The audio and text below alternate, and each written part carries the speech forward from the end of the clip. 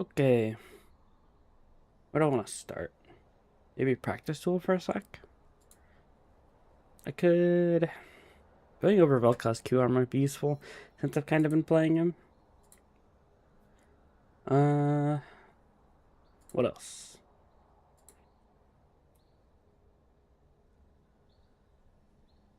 Yone, Zed... no. Kali, Yone, Zed?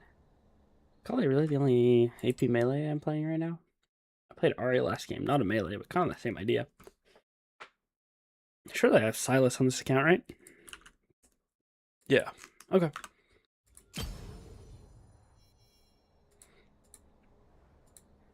Let's get a move on.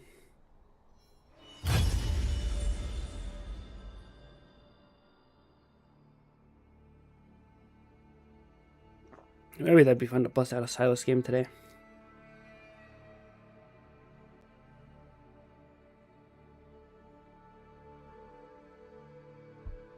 I also didn't get that Z angle I was looking for yesterday.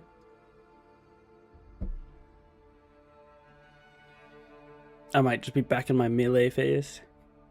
Oh, Cat's the other AP melee we're playing. Probably too many tough champs, but I don't know. They're still all the champs that I have the most games on. So surely it's not that troll, right?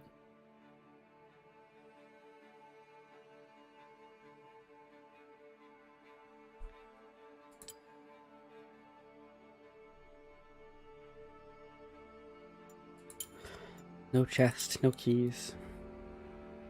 Riot! Give me free stuff. Alright, let's go. I'm ready for a game, to be honest.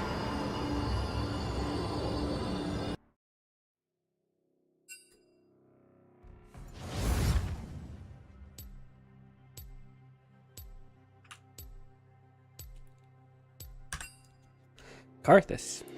Maybe I'll get my Z game. Or Yone game. I'd prefer if it was a Z game, but I'd be down for Yone too. No Smolder, no Kakali this game. No Teemos. I always like having annoying champs out of the game. No Shaco either. What's our AD gonna pick here? Jhin? Pretty good, honestly. I like the comp where we have like Jhin, Karthus, Zed, maybe something that engages from support or top. Let's see what they go with. I think this is Volley jungle and Azara's support just based on bans. I used to hate got autofilled ADC, but Sarah or Sona? I think Seraphine's a better champ. I used to not think bans was a good way to judge who's going where, but I'm just always proven wrong about that theory. Top. Your main top? Well, the main top and the guy's offering the swap top.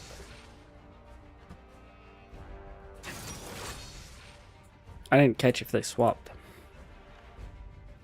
Either way, it's fine. Jace mid? Maybe?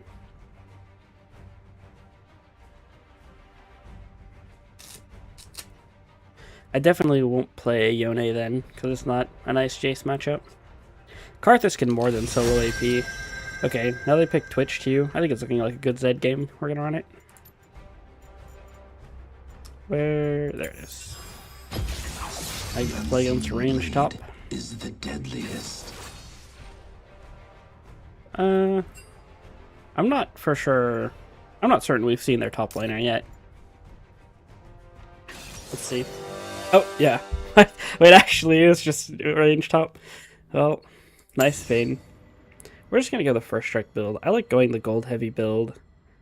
And with Cyclosword and Bastion Breaker, it just does so much damage. So I feel way more confident in the game on it. Let's go Haste Rune too.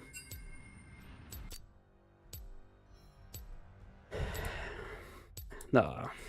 I mean, in this day and age, you just have to be willing to play into range top. It's so frustrating, but it just seems so popular right now to play range top. I swear I see it in half my games. Although if you actually look at the pick rates on like LoLlytics or something, it's not that high, even if you switch to NA only server. But it just feels like a lot. Maybe I should have played Exhaust. Especially with the first strike setup. It'll probably be fine.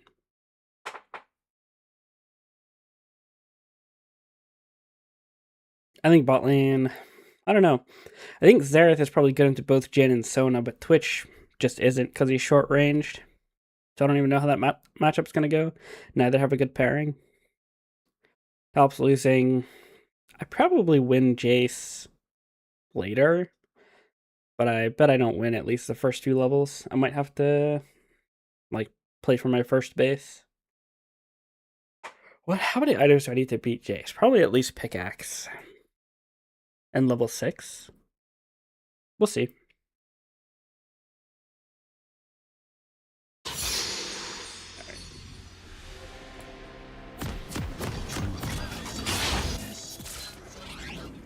Let's see if they give me the ward. Okay. It looks like Karthus would prefer if we defended his, so I'm gonna go here. Alright. I'll do this ward then, because that's what he wants. We lost Gen Flash. Whoops. Minions have spawned. I hate when I get my entire game is buggy. I feel that. I get bad lag spikes too.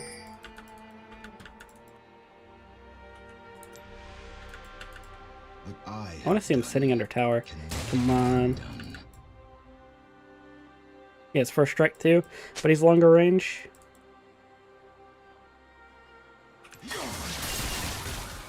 I think I got it. I did, yeah. Direct. Do not fear the I can't walk melee range.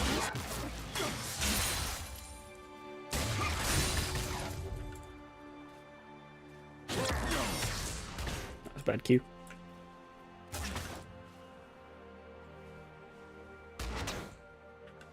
No technique is forbidden. I'll just keep trying to be the one that gets the first strike up.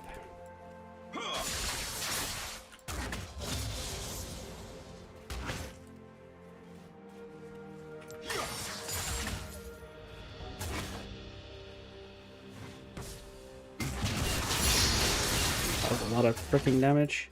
Back.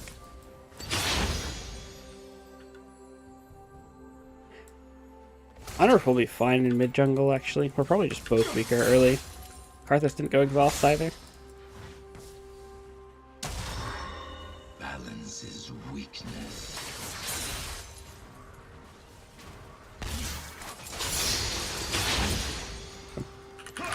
I can win every first strike now.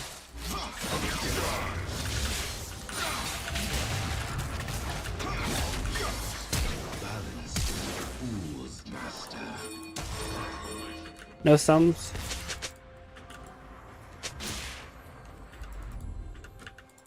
It'd be really good if Karthus came. Better all just go. Alright, it worked out. We'll take it, we'll take it. It was scuffed, but we win.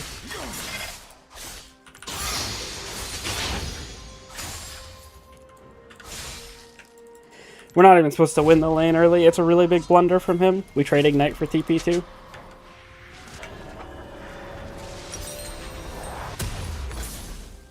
Secrets kept, our weapons wasted. Karthus should not look to go. I just recalled and Jace TP'd in.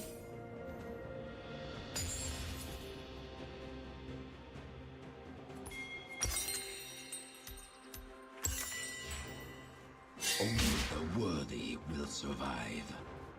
An enemy has been slain.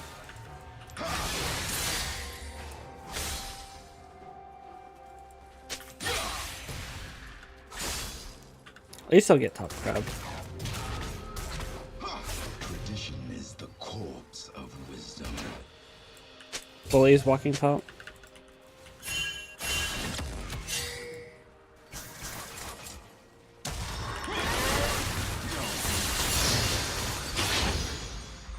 Get a good trade there.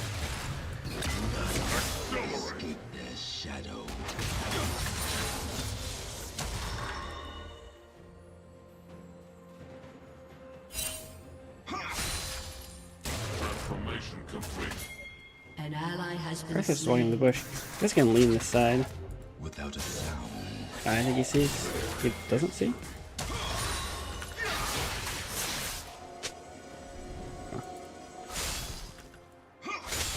He doesn't see, but he was definitely wary. What? Brave the shadows. I'm not waiting. I walked up first. It's whatever. This guy's just mad that he wasted his own time.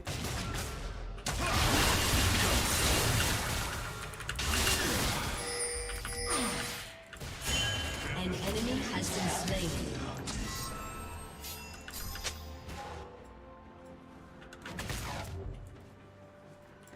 Just gotta hit this WQ. I might try to shock blast, so I gotta be careful. Shadows have enlightened me.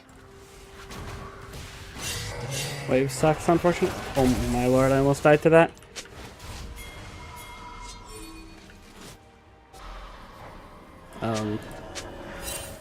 I'm like literally a shock blast away from dying. So as much as I'd love to stop him from stalling the wave, I can't do that. Undone.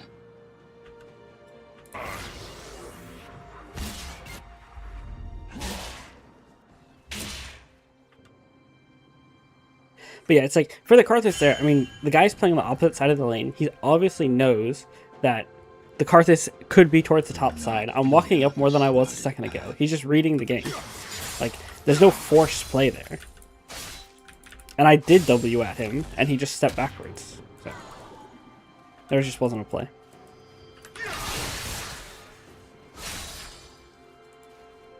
No technique is forbidden.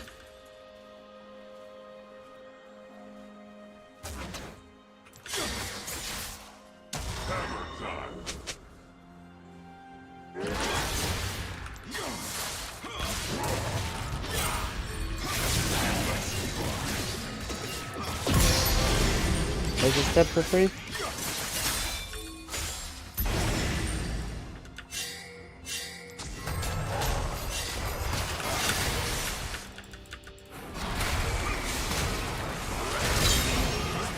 I don't know. That way we'll push. See, we're all good, man. We're all good. This guy doesn't need a type of paragraph just because one gank didn't work out.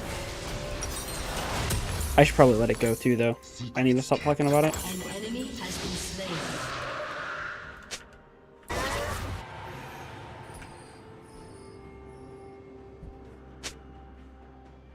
Nice indeed. Nice indeed. There, sounds good. Oh my lord. Didn't Freak remove that from the game? I don't want to test it out now, just in case. Slain.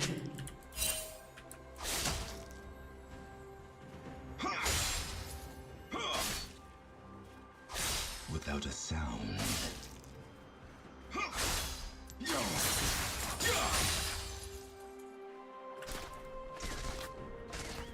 I don't have ult yet.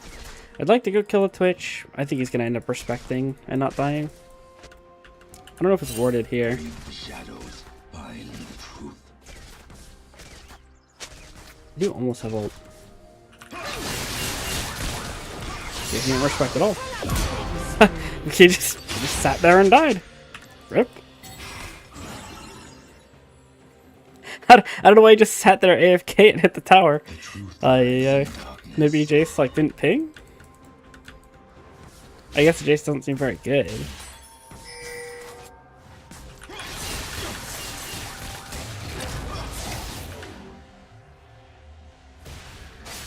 This guy ever walks into melee range in about...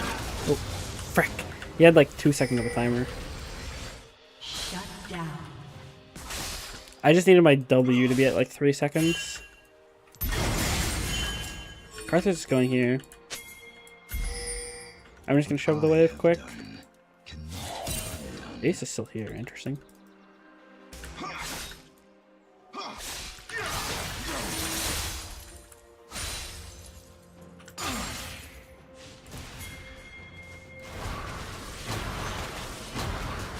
Alright. Nice. He clears them way fast anyways. If Jace is still here, I'm just gonna kill him. But I kinda want to base for my Cyclo Sword. Where's this guy? Enemy double kill. That's unfortunate. Is forbidden.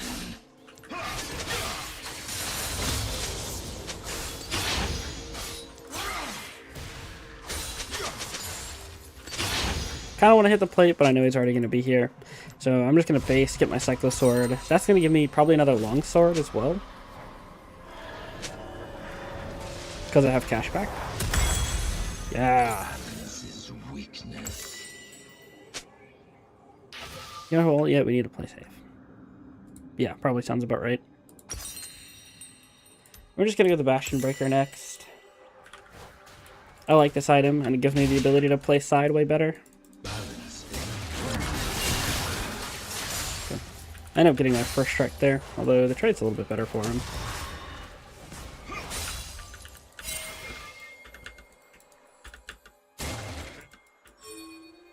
I don't want to get hit by a shock box. Secrets kept, our weapons wasted.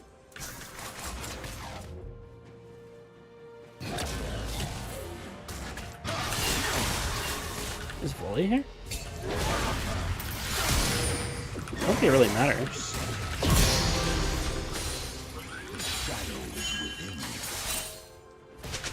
Volley was here, but Jace is 2 turbo 1 shot in order for him to do anything. Ally has been slain. I can't make that play bot. They're actually full HP still.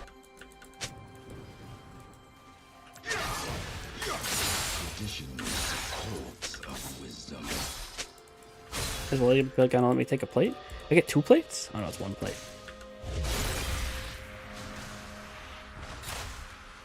That's Jace TP. Oh, don't be like that, Poppy. It's fine. It happens. They traded... wait, how are you saying keep feeding bot? You're doing great. That guy traded you your role.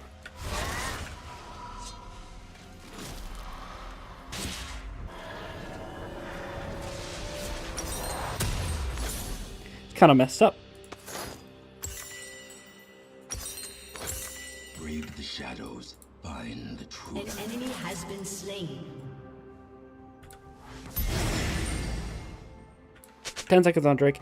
I won't have ult for it. Maybe if we play it slow, I'll get ult. But I do have a lot of gold on them. Maybe it won't matter. Yeah, he's on it. But I don't have the tools to make any sort of hero play here. Can we get the Strider sword? Yeah. I think we just shouldn't do it.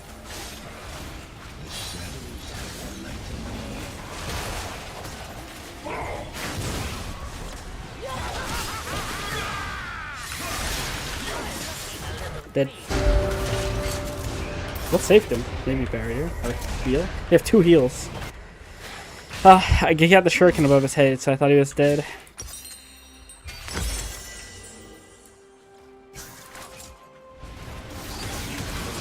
That's a shame. I got collapsed on. Did I have a shutdown? It doesn't look like I. It doesn't look like I had a shutdown at least. Kind of a shame though. What do you have to do this form? What I have done cannot be undone. Your team has destroyed the turret. Oh, oh, what? That auto didn't kill? Wow. Just go press the honor, bro. Killing spree. It's fine. Do not fear the shroud. That is such BS. True. That I feel so bad, but Poppy does have a lot of armor.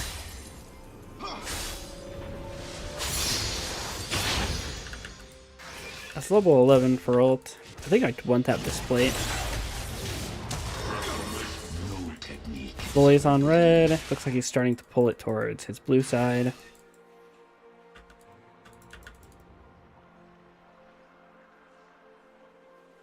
I didn't realize Jace was clobbering me in farm, to be honest. He's through all of his abilities. Weakness. But I guess I did kind of know I needed to work on CS. I'm just getting over. Can I just get a heal? I think I can walk out. Oh.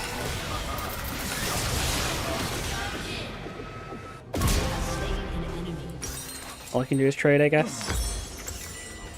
Maybe I should have gone on Twitch.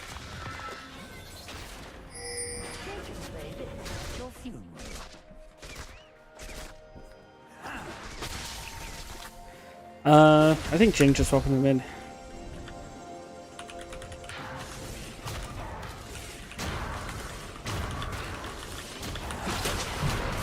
enemy has been slain. He's getting the side lane. Fools, master. I don't like it. My guy has full armor boots. But this is kind of what we wanted. We kind of wanted them to stack armor, even though I'll suffer for it. It's bad that Jin has lethality, but aside from Jin having lethality, we kind of want them to stack armor for Karthus. Because Karthus can do infinite damage.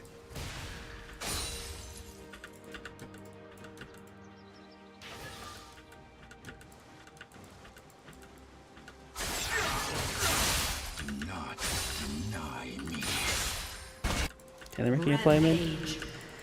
I'm just gonna hit this for gold. Oh, boys can let me hit this for gold.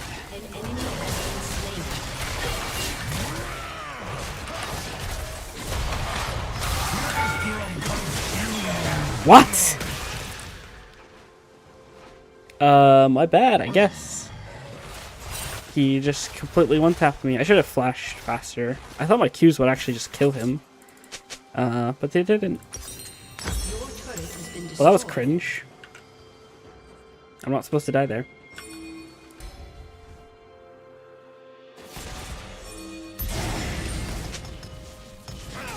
I kind of turned it into a losing play by dying. Please, guys, respect Twitch. Yeah, it's true. Guy turns invisible. Yo, Poppy.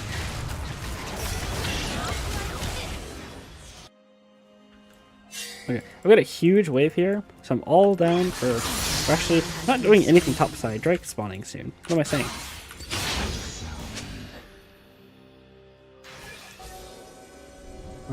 I'm kind of scared that they're going to come for me. I'm going to push this cannon wave and then leave, I suppose.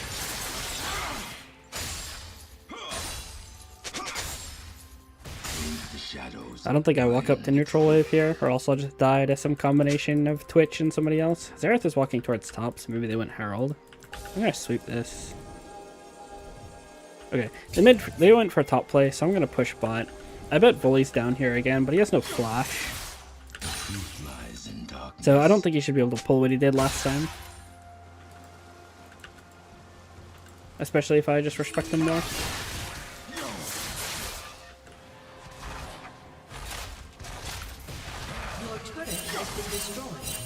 Yeah, always all the way down there.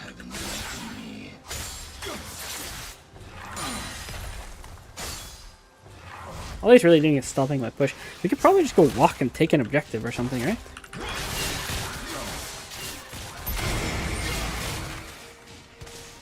Boy's half HP.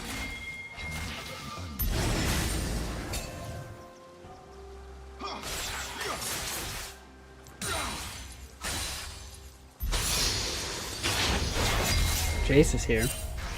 I don't even think they can 1v2 to me, to be honest. I'm out of energy. They can 1v2 me if I don't have any energy. I'm gonna come play this position instead, so that way my team can walk. Someone's getting jumped on by Twitch. That's just Jace.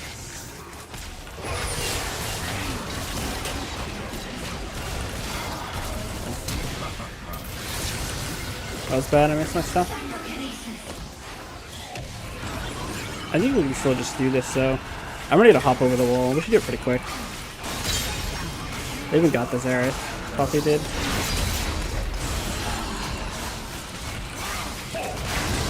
It wasn't the prettiest play in the whole world, but it got the job done.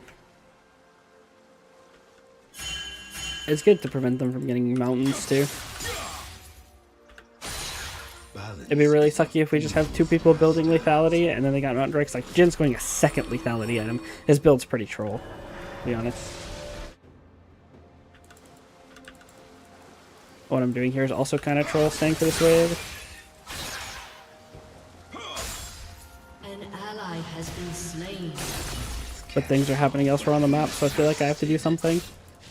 Your team has destroyed a turret. I can't go again though. I have nothing, so Volley can kill me. Man, she's tanky. She went Iceborne. Dad, you want wards?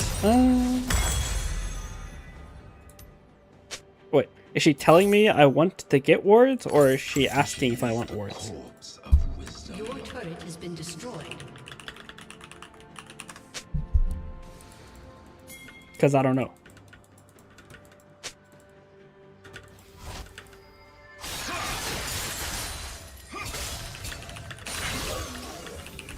Without a sound.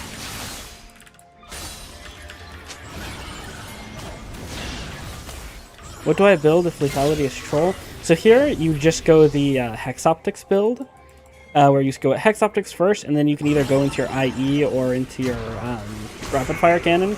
But the short is like, you don't want to build a flat pen because we know they're probably stacking armor this game. So you just want to go your crit, and then go to your percentage pen item as fast as you can.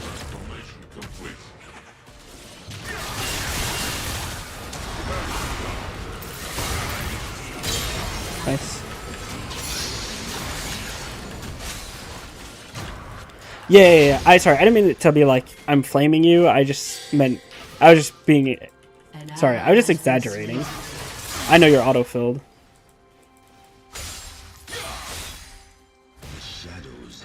I'm gonna recall and walk top here. I don't want them to let. I don't want to let them get a tier 2. We'll get our brutalizer. I have action mark soon, which is good. It's a pretty big spike. I can go start R'ing people on cooldown. I don't know when I'm gonna be able to kill this Vayne. I'm gonna have to get my percentage pen actually soon. Cannot be undone.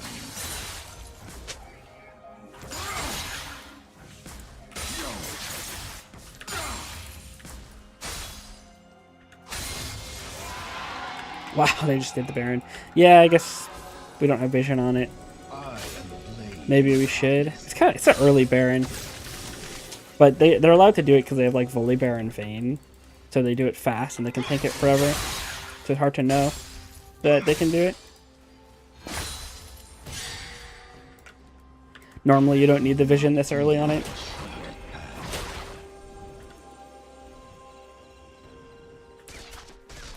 Twitch is really squishy and he's full AP.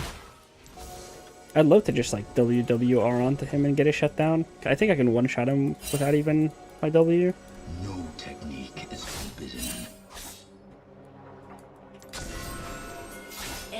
Which is good there, I'm walking. Karthus getting a shutdown would be really huge. It's actually totally fine that they die there. Karthus getting that shutdown, mega. The wrong master. I just gotta walk top and stop this.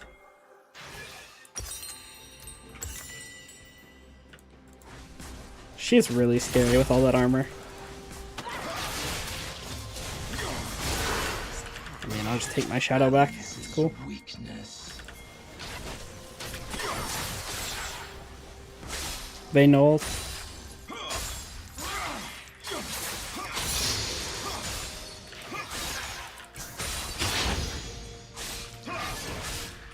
Balance is a fool's master. I have action mark. I'm going to recall, run bot because Drake's spawning, and it looks like they're making an aggressive play. Wow, they're just doing it alone. Nice. Alright. I probably should have picked up the control ward, but it's too late now. Rip, so no? It's cool, it's cool, it's cool. The play's kind of already won with Xerath dead, and I'm on my way. Jace is half HP, he can't play. Poppy's going really deep, but it's a nice Jin W. Nice CC chain. Alright, we're good. Getting third Drake is huge. I can just kill this guy if he walks, like, literally anywhere, pretty much. He's completely one-tap.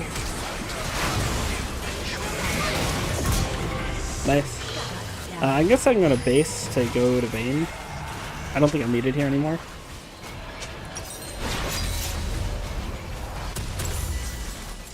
Anyways, it doesn't matter. Without a sound.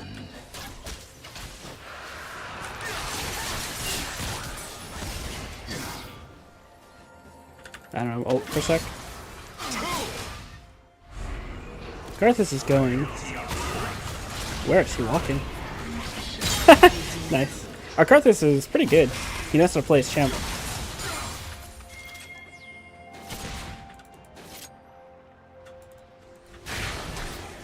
I think this guy's dead on my screen.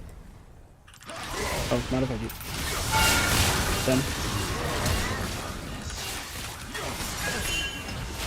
Ah! That was bad, that was bad. I didn't have to do that. I was just like, I thought the Xerath was caught. But Chase opened up mid, which is kind of weird, man. Just like, you know, go farm the side waves like you had been. It's whatever.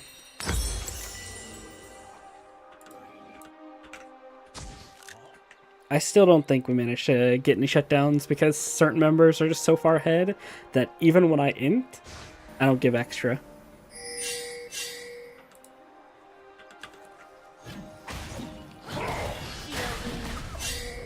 We're not building a lot of HP, so let's just throw this. Yeah, Twitch is missing, so care mid. They have Poppy. Oh. He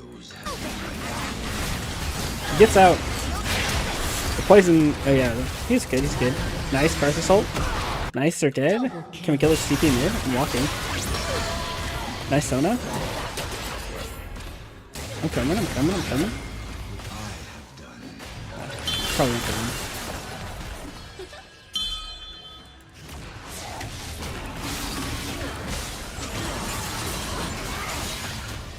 Twitch poison. Oh, he actually did die to the Twitch poison. Yeah. I'm not gonna go.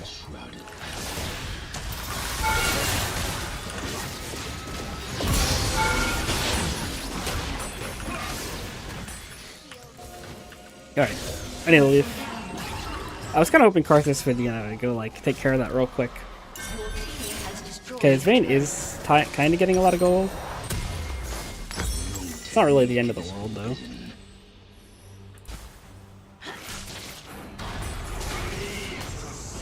Probably just dead, right? He has to hit Q's, though, which kind of... Does he even have to hit Q's, actually?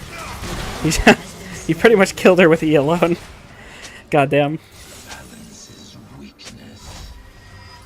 Let me help you. Yeah, I'm actually walking top side anyways, so I can help ward.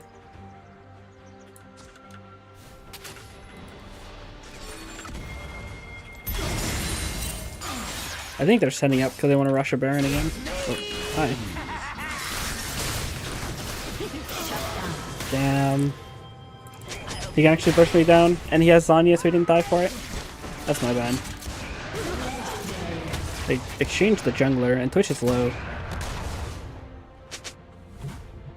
So we won't lose anything off me dying there. I knew Twitch could go on me, I just said I would kill him. But the Zanya's is a bit of a deal breaker on that one.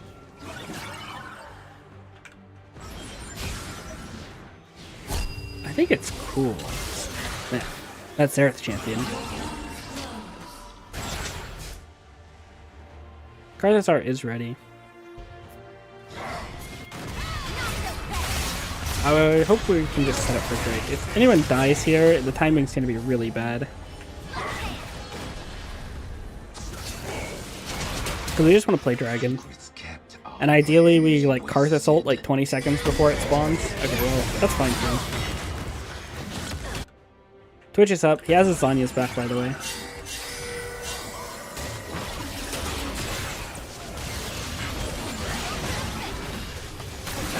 Okay, nice. He chooses to not even use it there.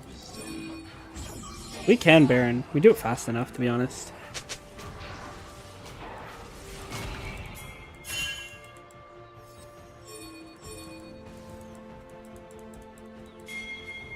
I think we have to hit it now, Karthus.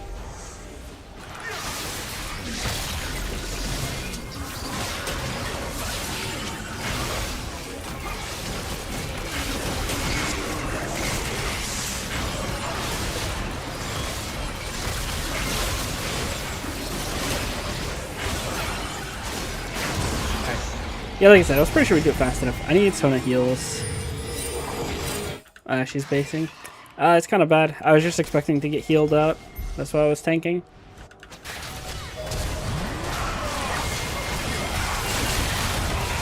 Okay, close. I can't go back in right now.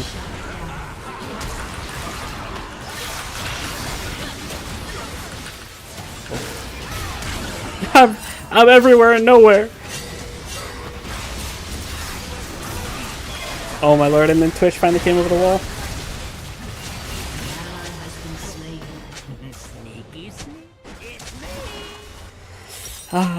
Yeah. The Sona base was a little unfortunate there. I think we could have played the fight well enough, in theory, to win it. It's not that end. I mean, we still got the Baron off the map. And it's not like they get soul. We still soul point. I think we're still in a favorable position. But ideally, we just go from Baron. We get healed after tanking by the Sona as we walk over. And then we're just completely fine to fight the Drake. We ended up fighting down numbers and lower on HP. Karthus needs to ease up a little bit. Like, come on. Let's not tilt into the loose.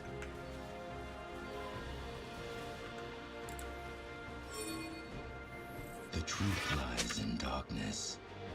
Big camps on full build? Nice, okay. Pretty much full build myself. I don't think Twitch ever uses Zanya's.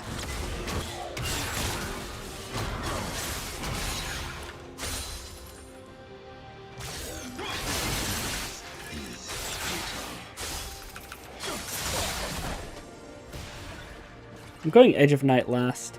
They have really little CC, so pretty much any one person I go on can die. If I have a spell shield, wow, that was a lot of damage. This is bad. Okay, he's alive. Poppy is in. I can come around. Twitch is invisible somewhere is the biggest thing right now. So I think I'm the only one who can actually walk out.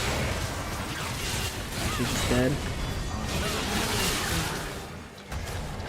I have to go deep.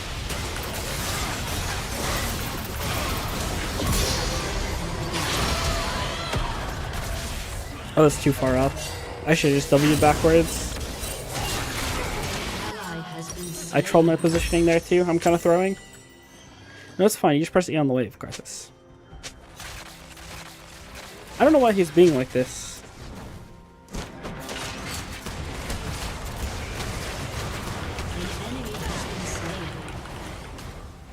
Your turret has been destroyed.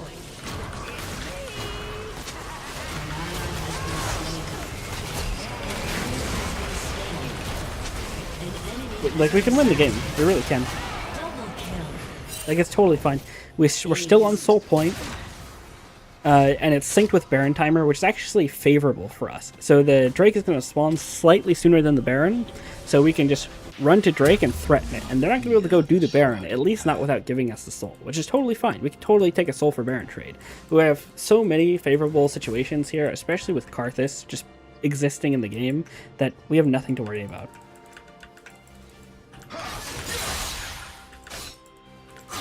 As long as he doesn't lose his mind and he keeps playing, we should be totally fine.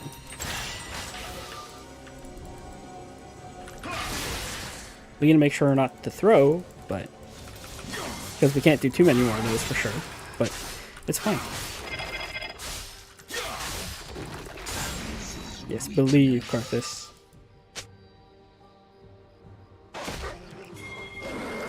Well, at least that's productive, I guess. Just careful about staying mid. I'm pretty much full build. I don't need to farm that much, so I can kind of hover. We Poppy not in. Feel like we might have to run at Poppy here. Looks like everyone's coming. Karthus is kind of behind us, so we need to not go too far forward. Secrets kept are Wait, ward over there. wasted. Twitch is still missing off the map, guys.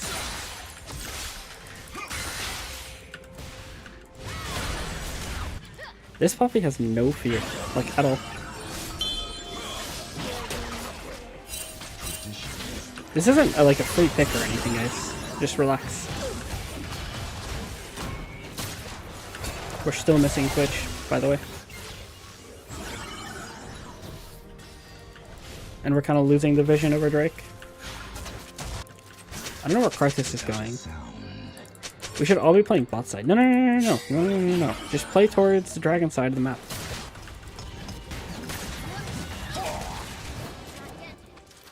Just gonna walk with me here. Yeah, yeah, yeah. Get Karthus over here. Wait a second for Karthus. Wait a second for Karthus. Okay, Poppy's walking in for us. We still don't know where Twitch is. She found an angle though. Okay, super nice. Big pick, big pick. We just play the Drake position. We're here. Okay, they're on Poppy. I'm sending on Twitch.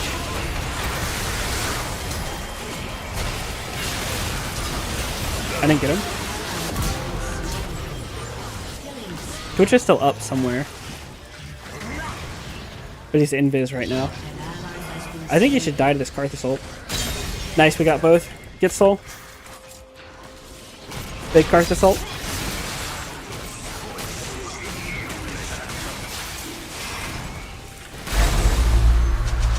Okay, we're basing. I think we should run to... Oh, man. We can run to the Baron. I'm a little low, is my only thing. And Xerath might have ult. So I might have to play to, like, pick Jace or something. We just don't really have anyone that can tank.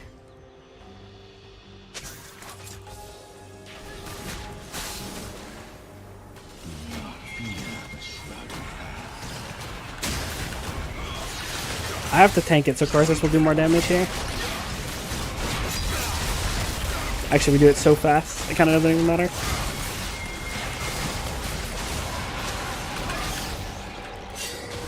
I'm dead, I'm dead. It's fine, it's fine.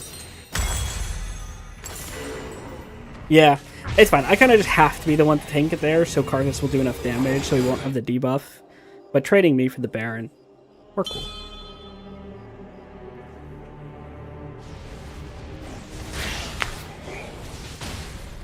Now all this left is figuring out how to push. Because if Twitch just gets too good of an angle or we take too much poke from Xerath, then it's not going to matter if we have Baron. So I'm not sure what the play is here. Maybe if Karthus pre-ults or something, then we can play a really good wave or something. I don't know.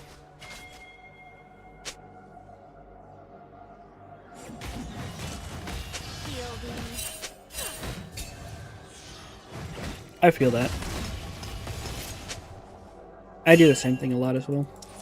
There's a big wave top. We kind of need to be careful. They have an end angle.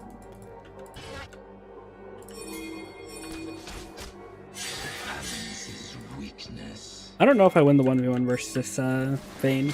I think I do. Karthus is coming anyways. I'm just gonna full send, I guess. I'm just walking away really fast. Okay.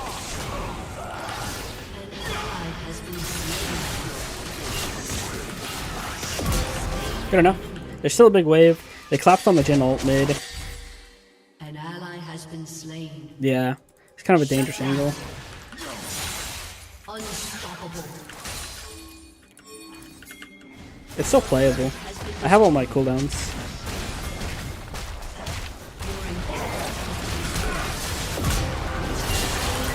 Ah, I couldn't get the R off. It was really close. The action mark gave me the reset on the R and I just wasn't fast enough on the button.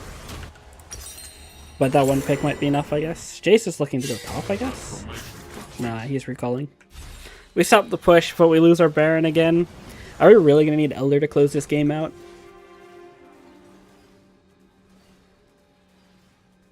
Maybe. Let's see what happens. I might just need a... I mean, I was playing aggressively for a pick there. But maybe a different pick. Picking on side if we need so many people to get on isn't very good. He doesn't have R or anything. Jace is going to die here. Maybe if he gets enough Qs. Ooh, I think he's... Yeah, nice. Big. He gets 2. Y'all want a redemption? That'd be cool. And don't complain. It's hard to hit on a few of us, though. Well, actually, mostly just me.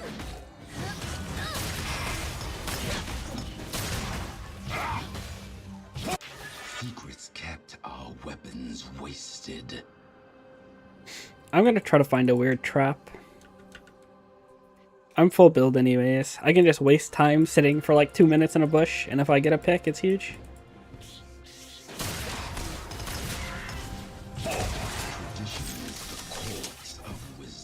They have a control word there.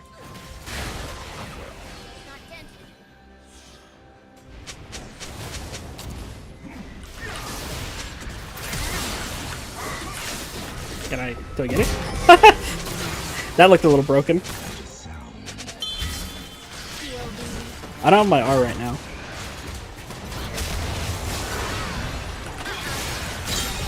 Big. 2 picks. Karthus wants to push bot. I'll get the next wave. He can get that one.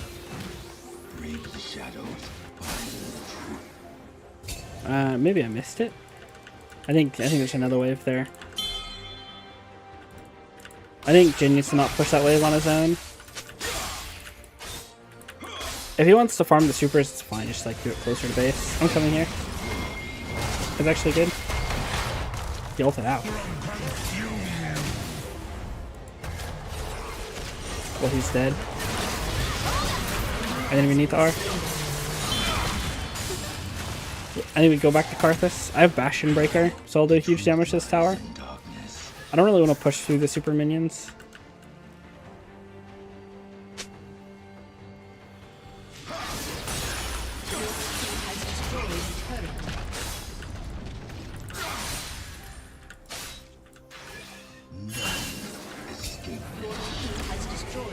Okay, they're actually just getting work done. Holy frick, my Poppy is too good.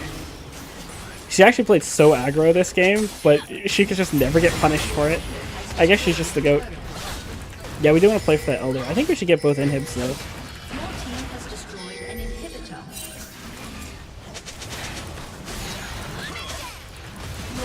Yeah, it's fine, but we have time. So when we're in their base like this, we already have position on the Drake, because they'll have to walk through us to get to it. So it's better to not recall and just walk through their jungle. I guess maybe unless you needed an item or something.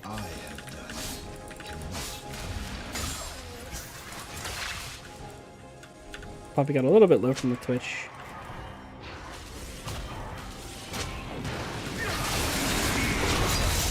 Molly's in base, so we just burn this. Alright, then we just go play on our waves. Start killing some fools. Get in there, Poppy. Get ult, I like it. Someone needs to get waves. I can get this one. There's a TP. He's dead. He's not dead? Oh, he ulted. Volley, no ult. Oh, the Karthus R came in.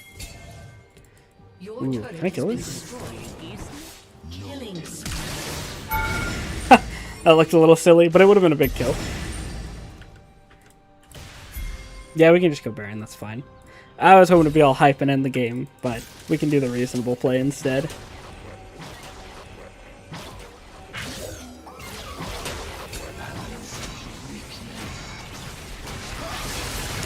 Well, we haven't won the game yet, so... you don't want to end up being the one to type that, and then we randomly throw, and then, you know...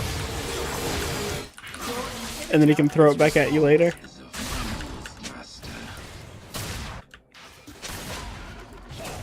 The mental anguish I'm in. Oh, Karthus. You're dead. Or maybe not, because I can't get range. There we go.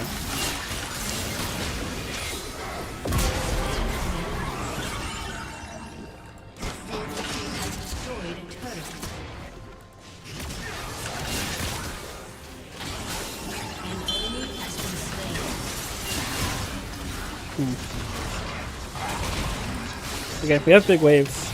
We just kind of gotta let the waves do the work. No one's contesting. Volibear is just sacking the whole game. He's tilted and done. Nice. GG's, guys. Well played. It was a good game. GG's. That was a fun one. I think that might have been the best first game of the stream that I've had, actually. All my other games have kind of been turbo and things. Oh, we have honors for everybody. How beautiful. No worries, no problem.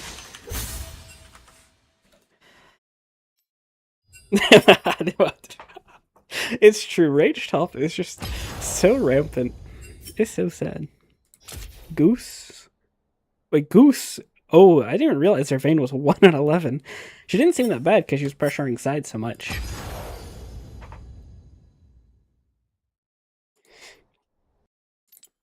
But yeah, I feel so bad for top laners right now. I mean, mid lane's not exactly in the most fun state that it's ever been in, but having to play into range all the time when you just like want to go in there and play your game of Darius or whatever has to be suffering.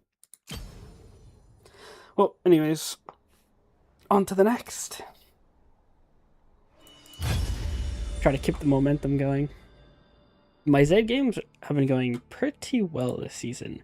Usually, every time I bust out Zed during the season, I run it all the time. But it's kind of working out.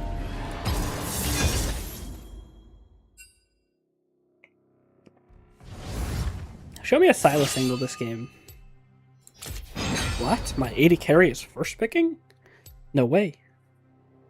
I thought we needed 5 pick 80 carry every game.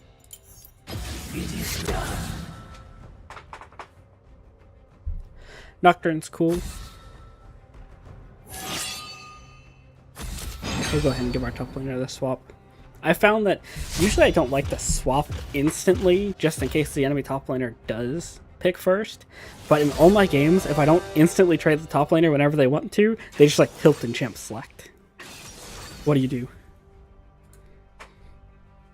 It's fine though, because this is just obviously what the game is doing to people right now.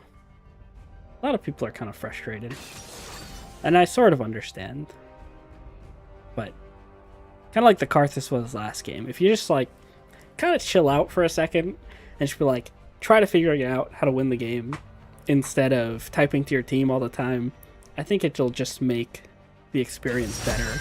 You'll just be more likely to win more games. This really is a mental game these days.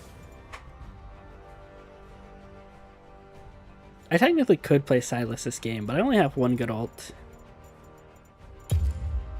And they're not going to pick any good ults if I pick it now. So maybe I just go ahead for the Akali. Wait, it's banned. Okay, we'll pick Silas for fun then. No more cages.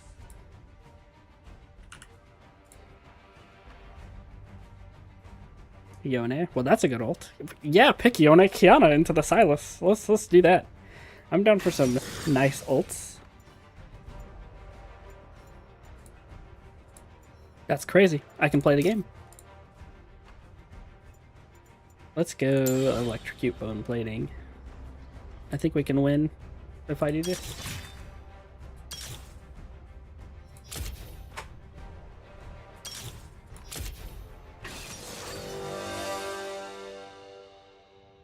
$50 gold. With 20 gold for each bounty stack. No, I think Relentless Hunter is just better. I'm going to go the early HP rune here just because I think the Fizz will think he's really strong early, but with my bone plating, if I play that well and I hit my chains, then I can get an unexpected solo kill on him. So that'll be the plan here.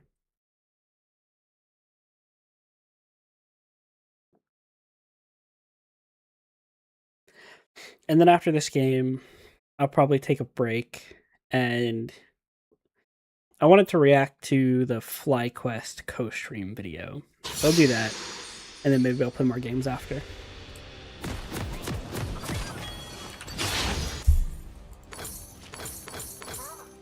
Look at all those good little cogs, unaware of the wheel they Silas turn. dance. It's the Kiana mid, not the Welcome Fizz. to Summoner's Rift. I can still technically win early. Not as easy against the Fizz though. He's kind of burstier. I don't see Fizz jungle very much, The mage shall inherit the earth. so I really expected it to be Kiana.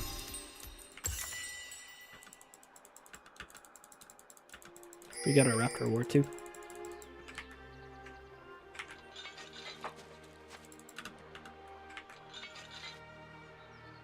I am no I wonder what traitor. she started. I am If the she starts true W, I master. can't play.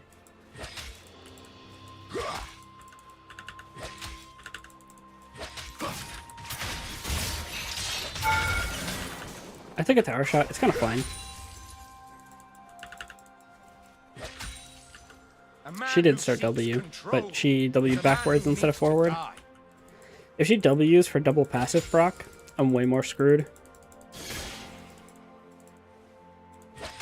Just hit this minion for level 2 first. I want to take a W auto trade on her. She's respecting my level 2. Oh, how I missed the free air.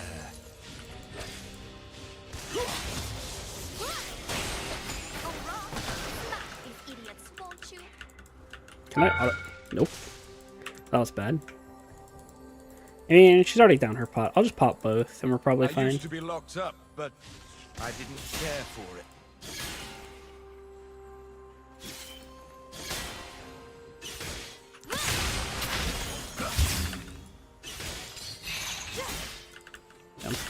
Yeah, I don't think we can win anymore. No way I'm dead. Wow! That's a kill angle? Damn. Guy watches Beifeng and I don't. That's bad. No time to lick wounds. Always hit the ground running. And the cannon got in. That's tough. That's tough. It's kind of okay. It's not okay. Getting my down feels bad. We'll just beat her later somehow. They always throw. There is no king.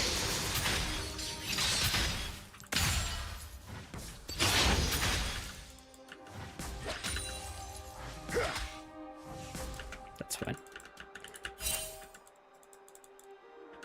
I might put 2 points Q. It helps with wave clear. No more dungeons.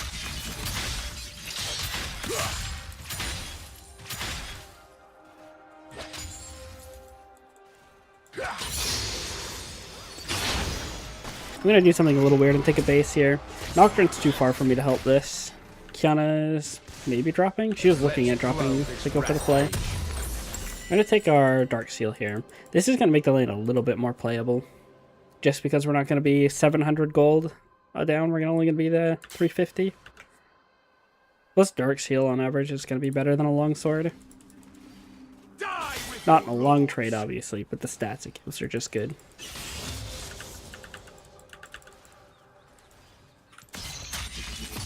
I just trolled my cannon. Why'd I do that? Kiana champ? Yeah, I did get Kiana champ right there. Ooh. Question. No? Then slit. I hit. I do get a good trade because Nocturne showed there, so she couldn't trade back. I got hit by that, that's not good. If I hit another set of chains though, she's dead. Fizz is here. I have to be careful. She can one-shot me, no counterplay. An idiot with a stick.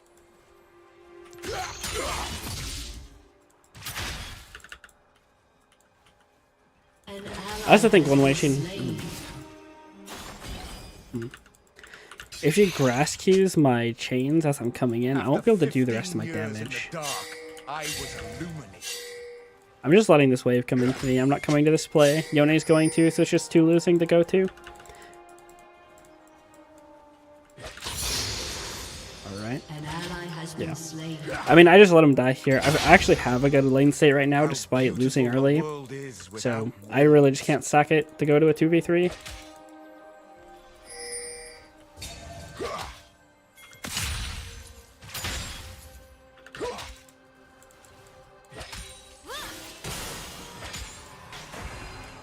Only she need a leader.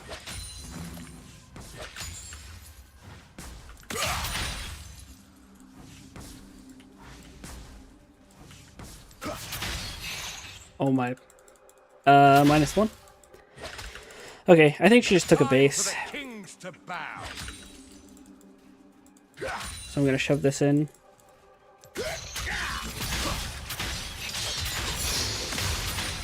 Overall, we're pretty happy with that phase of the lane. We went up XP and CS. We pretty much made up for the kill that we lost, actually. It's kind of cooked if she stops her base. Yeah, she didn't have anything to stop it with. She ends up getting a Dark here. So she only got pure combat stats, and we ended up just buying Imp Tome boots, which means we're still going to be a little bit behind her in terms of strength. So we're gonna have to be a little creative if we want to win this phase. She's gonna have all her sums back too. Oh, lagged out a little bit.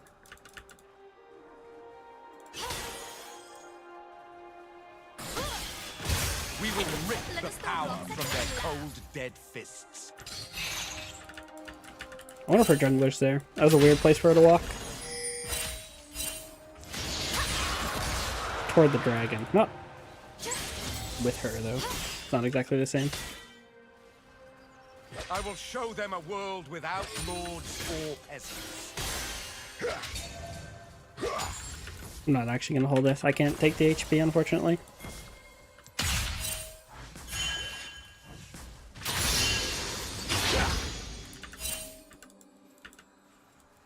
Conflict brings truth.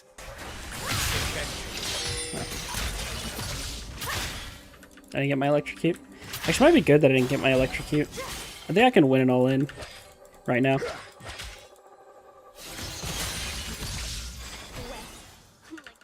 Maybe not. She got a lot of HP. Perhaps I'll take this one.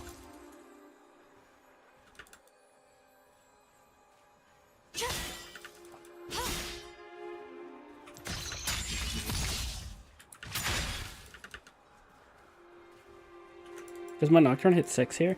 If Nocturne hits 6, I'm gonna ask him to come.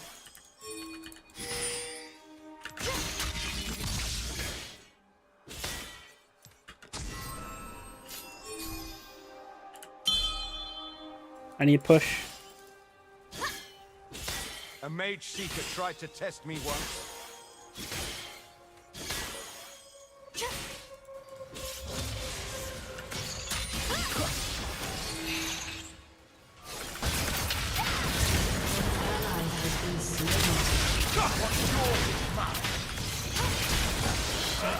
I flashed into it still. I'm boosted. She actually misplayed so hard that I could have won. I really wish she had ulted mid. I really needed help, but it's kind of a Mundo lane anyways, right? It's like he just needs to chill and scale. But I shouldn't... I mean, I can't blame him for my misplay. But I think it would have been really good if he came mid. I draw breath, so does the revolution.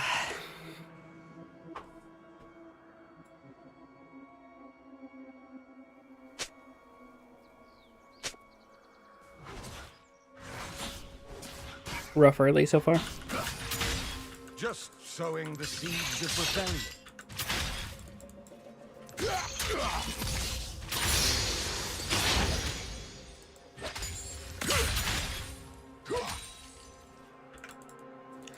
Ball lane 0-0-0-0-0-0-0-0-0-0-0-0. So there's a play to be had there, I guess, if we can get Jinx picks. Our scaling's pretty good this game. I mean, they do have the damage to kill Mundo, so he's not going to be that great. But if we can reset Jinx, we'll be fine. It took prison for me to find liberation.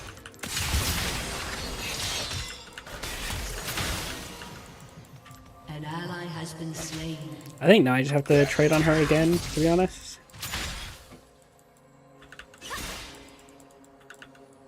Good, evil, what does any of that mean? Damn, that sucks. The best thing about water? Please? No? Fizz is there, I see. I'm dead.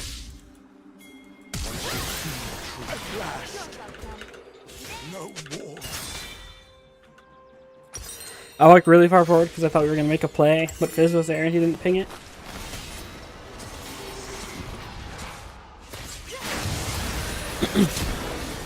And he just dies to my lane. Well, he trades. I mean, I'll take what I can get, I suppose. It's a shutdown. Not the first time I've had my neck in a noose.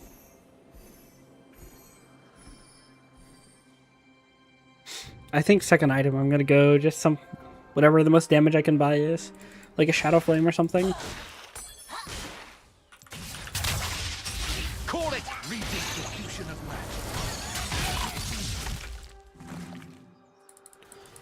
Fizzar. Can I not ping this? There it is.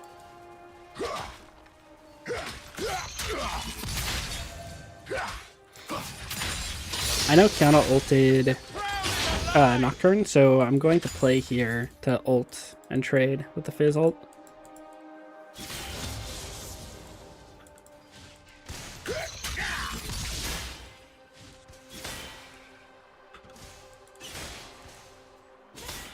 I was born a mage. Demacia made me a criminal.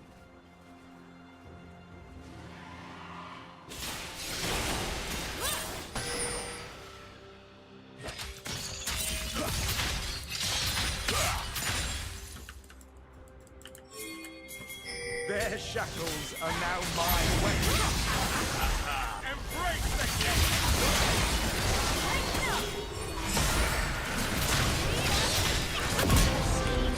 Big. Yeah, I'll be there for the drink. I'm gonna green and push my wave too, so I can get even more back into the game. The bluer the blood, the sweeter it's spilled.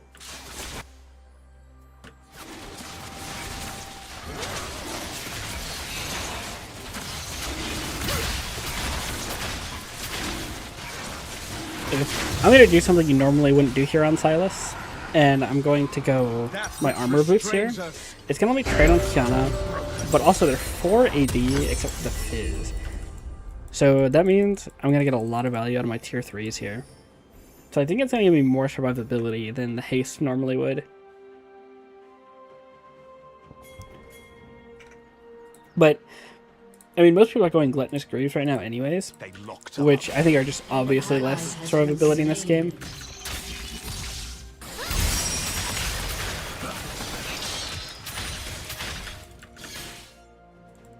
See, I just won that trade. She even has the other boots too. Every Demacia king. That's a good Nocturne ult for me. He didn't know that it wasn't coming here, so I ended up getting to play for free off of it. I'll make good use of this.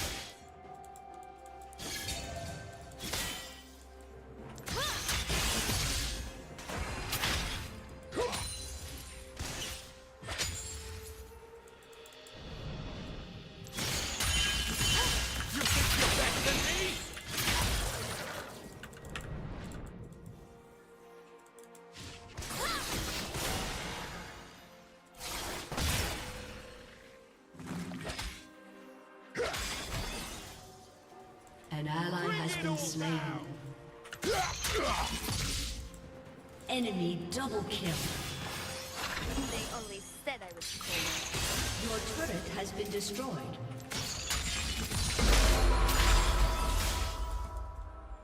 Run, sheep, run! So.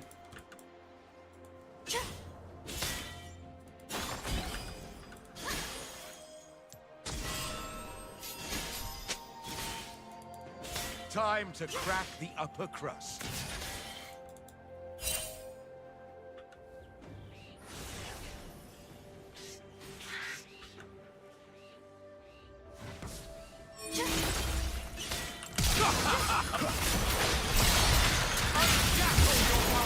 Damn, really? I thought that was such a sick play.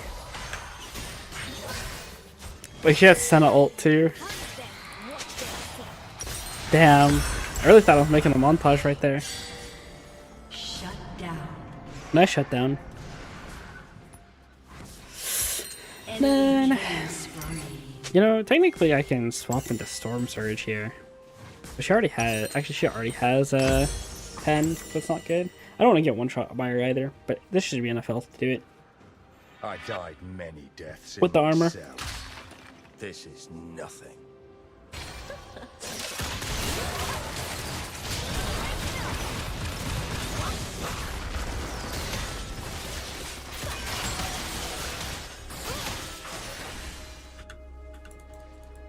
What can they do to me that they have not done?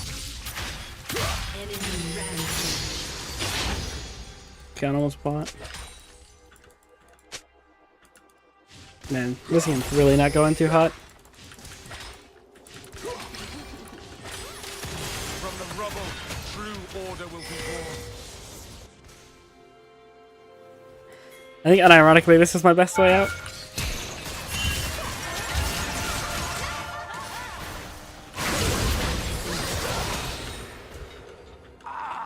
Four people mid to collapse on me. I think it wasn't a terrible play. We got Misfortune Flash in a situation where we were almost certainly dead.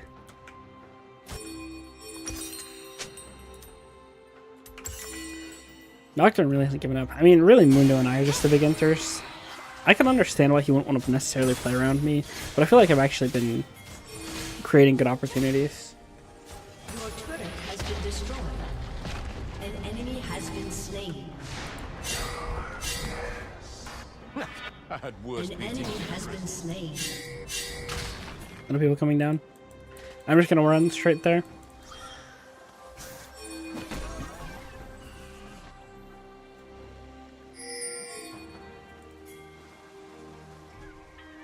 No more kings, no more queens, no more maidens.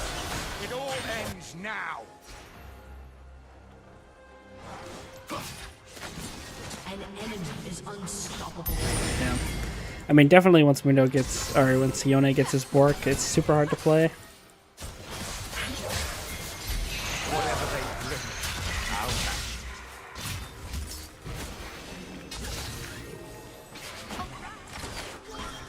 She's gonna take this wave.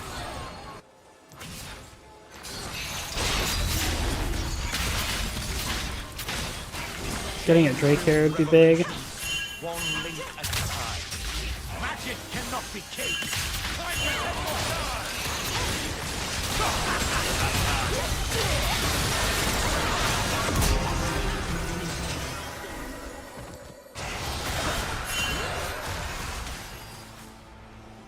It's fine, I guess. No prison can hold me.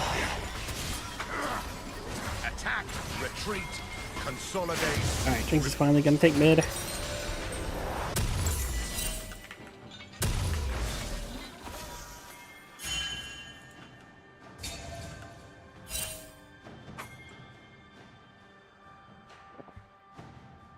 They Oh work my. their fingers to the bone, serving the king. Yone's just in there. Wow. Just killing everybody. I've seen too much of this. But I won't close my eyes. I didn't hit what I needed to hit. Tradition is a crutch for the mindless.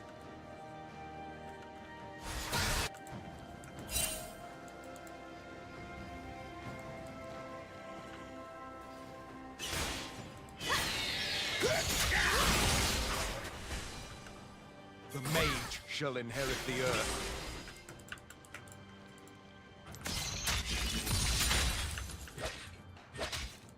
I think Hubris is such a bait item.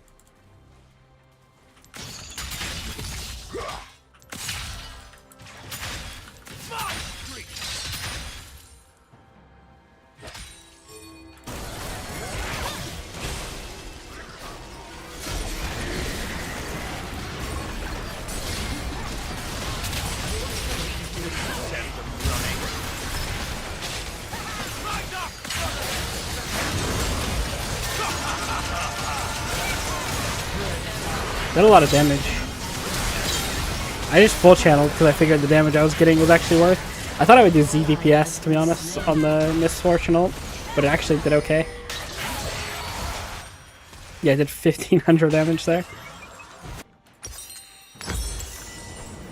We definitely take that.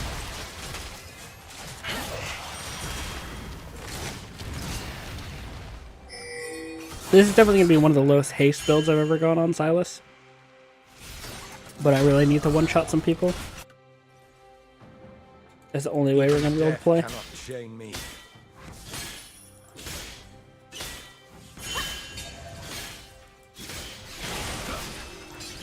They'll never see me coming. What a shame. I am no traitor. I am the true Demacia.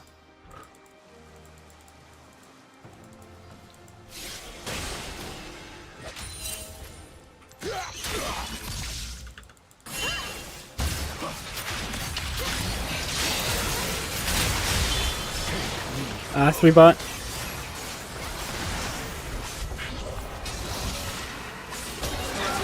We trade the 80 for that. Someone's gonna need to defend this, so. Your turret has been destroyed.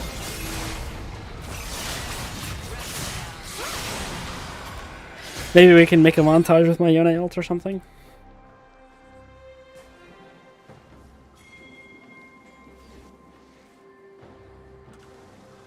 An ally has been slain.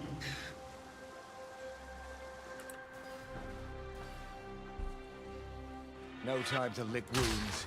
Always hit the ground running.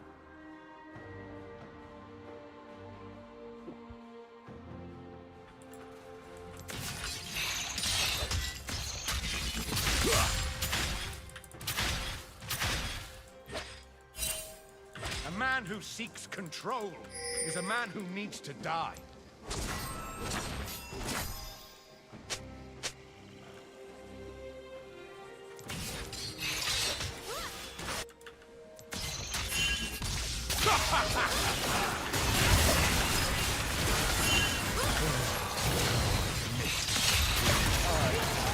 I kind of knew it was in.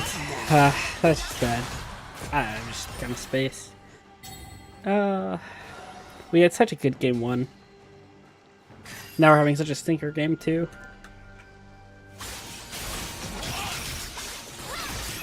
I used to be really good at, you know, knowing how much I could concede in a lane after I was weaker. Maybe just people are better at capitalizing and things like that in this, but it's like they'll just play way more aggressive and they know their limits way better the higher rated I've gotten. And so I can't play the game ever if I get behind. As long as I draw breath, I mean, part of so it's the does nature of the champs that I play. That's for sure. I don't just scale to a point in most games where I can just run over everything.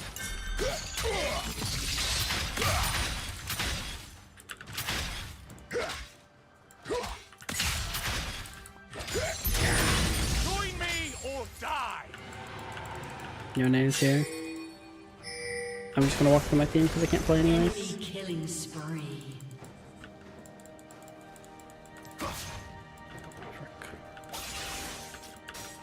That guy's so strong.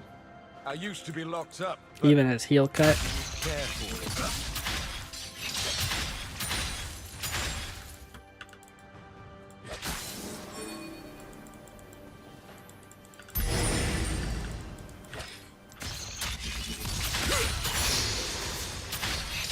Brother against brother. Father against son. Okay, I really need to just form out my Shadow Flame. Again, we're still praying for Jinx reset. This is part of the reason why I'm deciding to build just full damage. Like, maybe if I can just get on the same screen as Jinx and we blow someone up, we'll be able to get her a reset, and maybe that's a play. She still needs her IE, though. She's not that threatening right now, even while reset. I really needed to hit that cannon.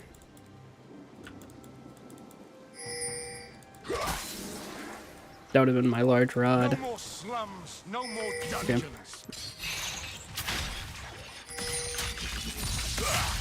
This is a bounty, and all the solo laners are gone.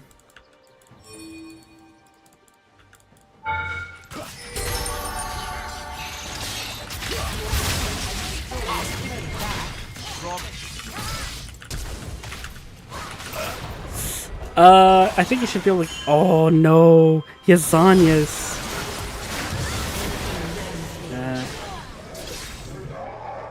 An enemy is legendary.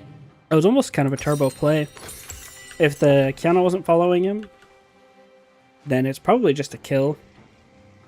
Not a shutdown, but it'll be the kill plus the bounty on the tower.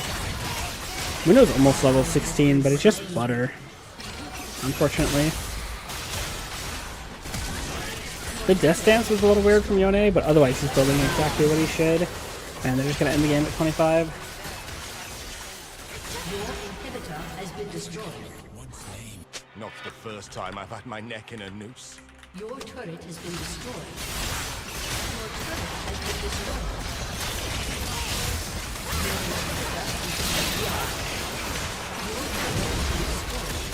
We have Pace. Little bro thinks he's from LCK. defeat.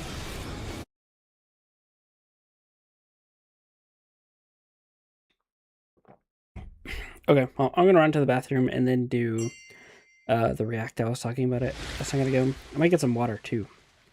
The being new to this makes my voice raspy fast. Or at least sore. I don't even know if it comes through while I'm talking.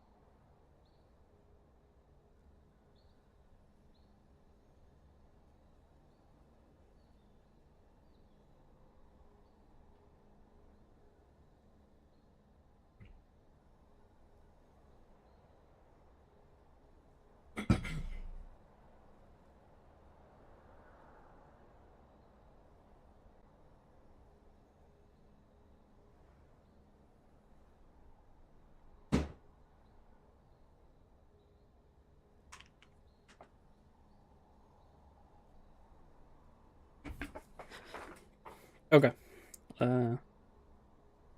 Is back.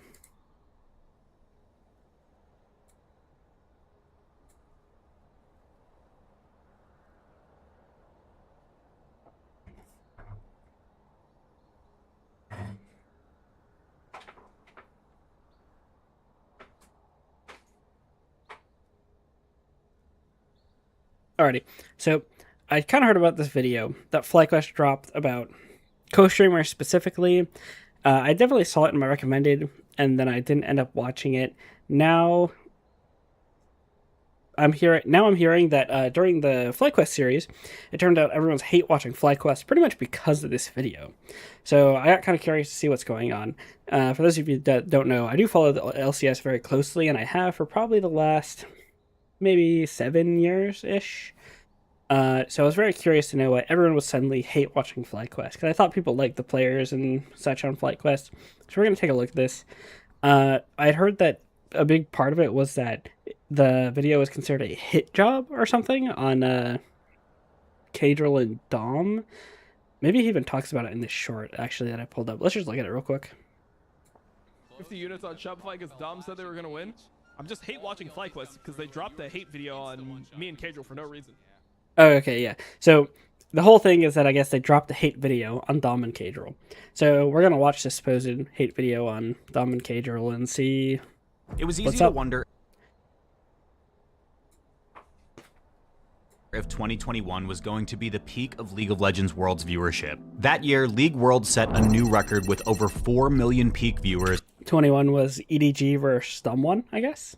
and over 174 million hours watched. Viewership dropped substantially in 2022, although that could be blamed on the event being held in Mexico and losing a lot of Asian fan watch time due to how early games were for the many, many League fans in that region. But after viewership I mean, that might have been part of it, right?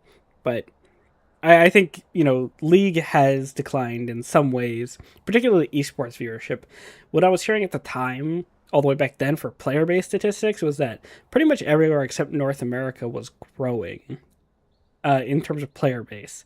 I don't know if that's actually true. I just vaguely remember hearing that at the time. remained stagnant for Worlds 2023, which was held in Seoul, it was time to ask the question, was that a peak League would ever reach again? The answer, as 2024 showed us, was a resounding no. Worlds hit a new viewership peak in 2024, and it just barely missed that peak again in 2025 by a measly 2%. The key to that rebound were co-streamers like Cadril, who altogether... So, he said new peaks, right? I don't know. I just assume, yeah, so he even showed it on stream. This is T1 World Championship. So, I don't know how much peak viewership actually matters, right? Especially when you're talking about something like T1, who a big part of, League of Legends popularity is T1 popularity. I mean, people know Faker, who don't even play the game, right? So I'd be curious to know, like, if, people were peaking everywhere, or like where was declining and what was peaking, like on a regional basis. Together accounted for nearly half of the watch hours for Worlds 2024. And this isn't just how it worked for Worlds. In 2024, co-streamers accounted for huge chunks of the viewership share of games in Riot's 5 main regional circuits. That's LCK, LEC, CBLOL, LPL, and LCSNA, ranging from 32.3% of LCK viewership to 70.9% of CBLOL viewership. So the overall number of people watching League streams is going up, pretty substantially compared to 3 years ago. It's pretty easy to then make a conclusion from this data that content creators are saving League of Legends. But if you look beyond the surface, you'll see that the answer might just be the opposite. I mean, that's an obvious correlation, but I think it'd be pretty crazy, even if you thought that there was some logic by which that this was true, that content creators are saving the esports scene. Like, I don't think it really makes any sense to be like, to jump to that conclusion, I guess is what I'm trying to say.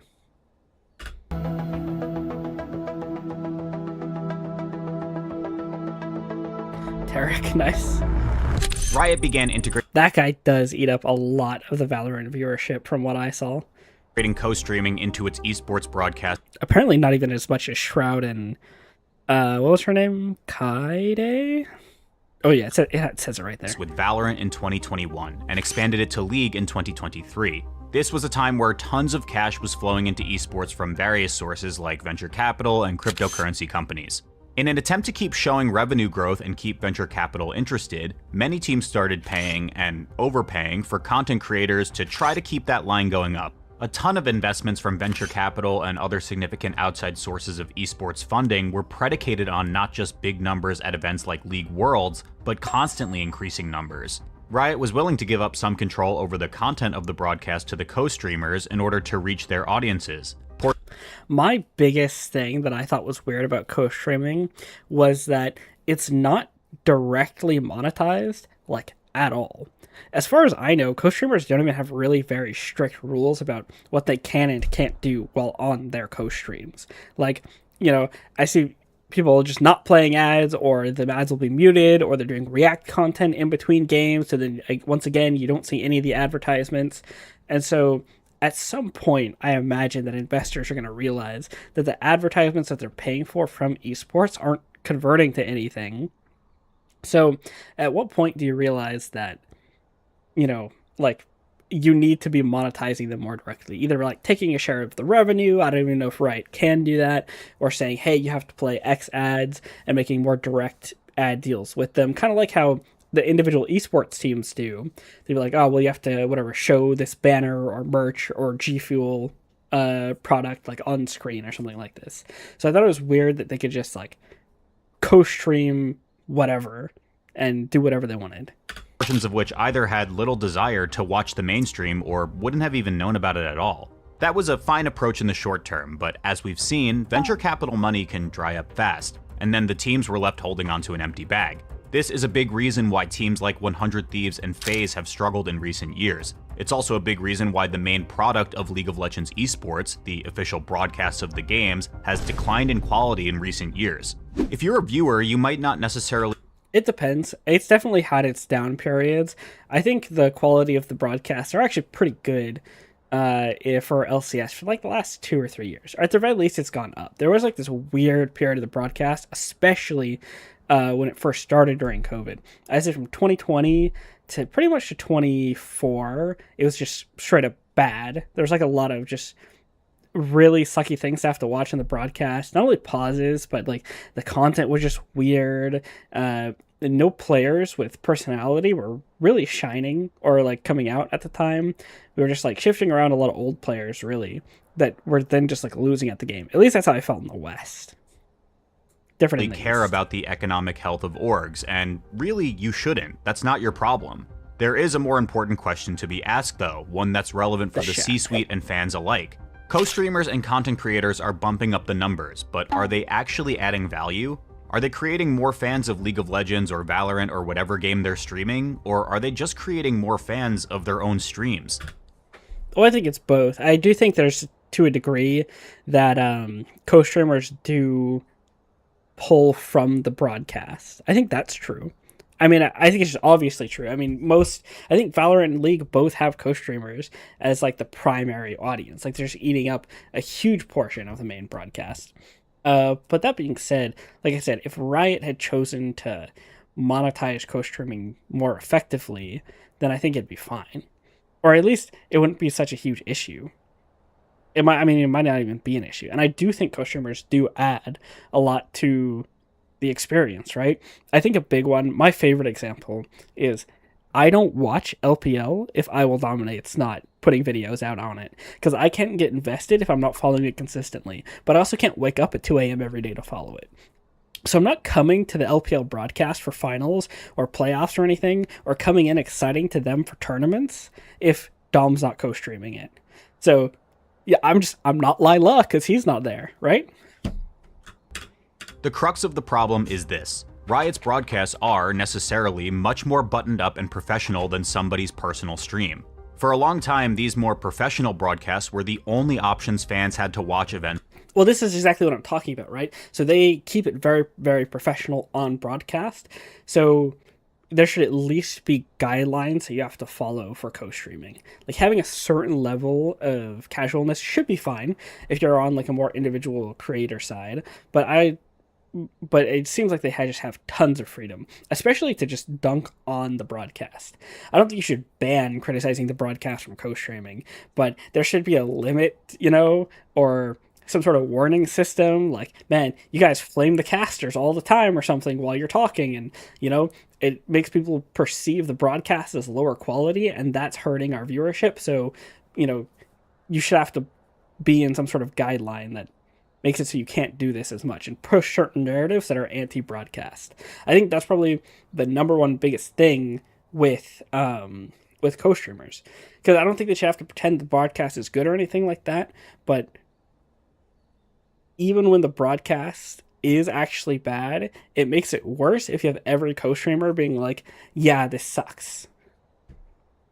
Like Worlds. This meant that Riot and its official broadcasters were almost 100% responsible for creating and disseminating the storylines of professional League of Legends. And for a long time, they did a great job. Part of the reason why there was so much hype for Worlds is that Riot's broadcast team was able to construct compelling storylines that could give people reasons to watch even if they hadn't spent the whole year following the circuits. But now, that responsibility has been spread out to the co-streamers as well. And while their personalities are able to draw in some fans who are turned off by the more corporate style of broadcasting on the mainstream, that doesn't necessarily come without a cost. Listen, why are co-streamers allowed this small amount of money from Twitch ads, but they still count for their own stream ads? Sure, co-streamers bring in huge viewership numbers as Cage only buy, both have 114.54 at the same time of this post, but does Riot gain by doing so? Well, like I said, I don't really think that they do, especially since those numbers aren't actually real. So I imagine, especially for teams, it's been harder to get good sponsors. Hi, my name is Nick. Nice to meet you. And LS, my goat. hot take is that I think content creation is responsible for the demise of League of Legends in North America. Okay, the responsible for the demise is crazy. Not saving esports, or maybe even the take that co-streamers or content creators are harming esports. I don't even think is that ridiculous of an opinion to have. But to say that it's solely responsible is a very ridiculous thing to say. Especially since there's actually such a small percentage of player base. I think, I can't remember what the number, so I won't say the number. But there's a really small percentage of the people who actually play League of Legends that actually interact with esports and a ton of extra content outside. So there's a lot of things that I think are actually problems with either Riot's implementative changes, or I think my biggest problem with League of Legends is actually probably the community right now doesn't take enough responsibility for themselves. I mean, we see it every game. I mean, just on the stream, there's someone every single game who either has to be toxic or wants to quit and completely ruin the game. So I think this take is just insane. They are not responsible for the demise. At worst, they're a part of it, but I don't even think that's true. Okay. The first part, not in the content creators' control, but the monetary difference in value between content creation versus being professional, as you just mentioned. And the second thing is, I think the narrative has transitioned from being solely in control of the Riot production team, which has always done a fantastic job of creating narratives, and now it's in the hands of content creators. Now more than ever, especially when it comes to LTA content, a lot of the narrative around it is very negative and toxic. I guess my point is, I think that's kind of true.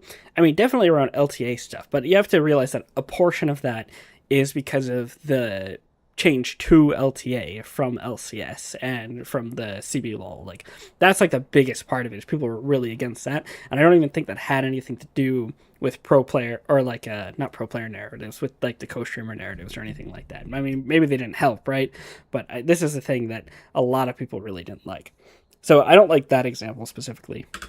when you look at the co-streamers in general and you see like what Caedrel's doing, and Caedrel's doing a great job in terms of, I watched a game where it was two bottom teams in the LEC playing against each other and just highlighting the good positive plays the teams are making, regardless of the overall standings and rankings of the teams, versus like what Dom does, where I saw he posted a video saying the title of the video was 15 years of competitive League of Legends equals this, and he just spent 80% of the time flaming Shopify Rebellion and digging pause for poor play. It's hard to build a brand, especially as a player, and they to probably me, it's deserved it. really negating any effort by these players, regardless of how good they are, to try to make a brand when there's so much negativity revolving around them. This was part of a 1 versus. I actually think more negativity comes from the people watching the co-streams or the community itself than it actually does from the content creators. I followed Dom for a really long time.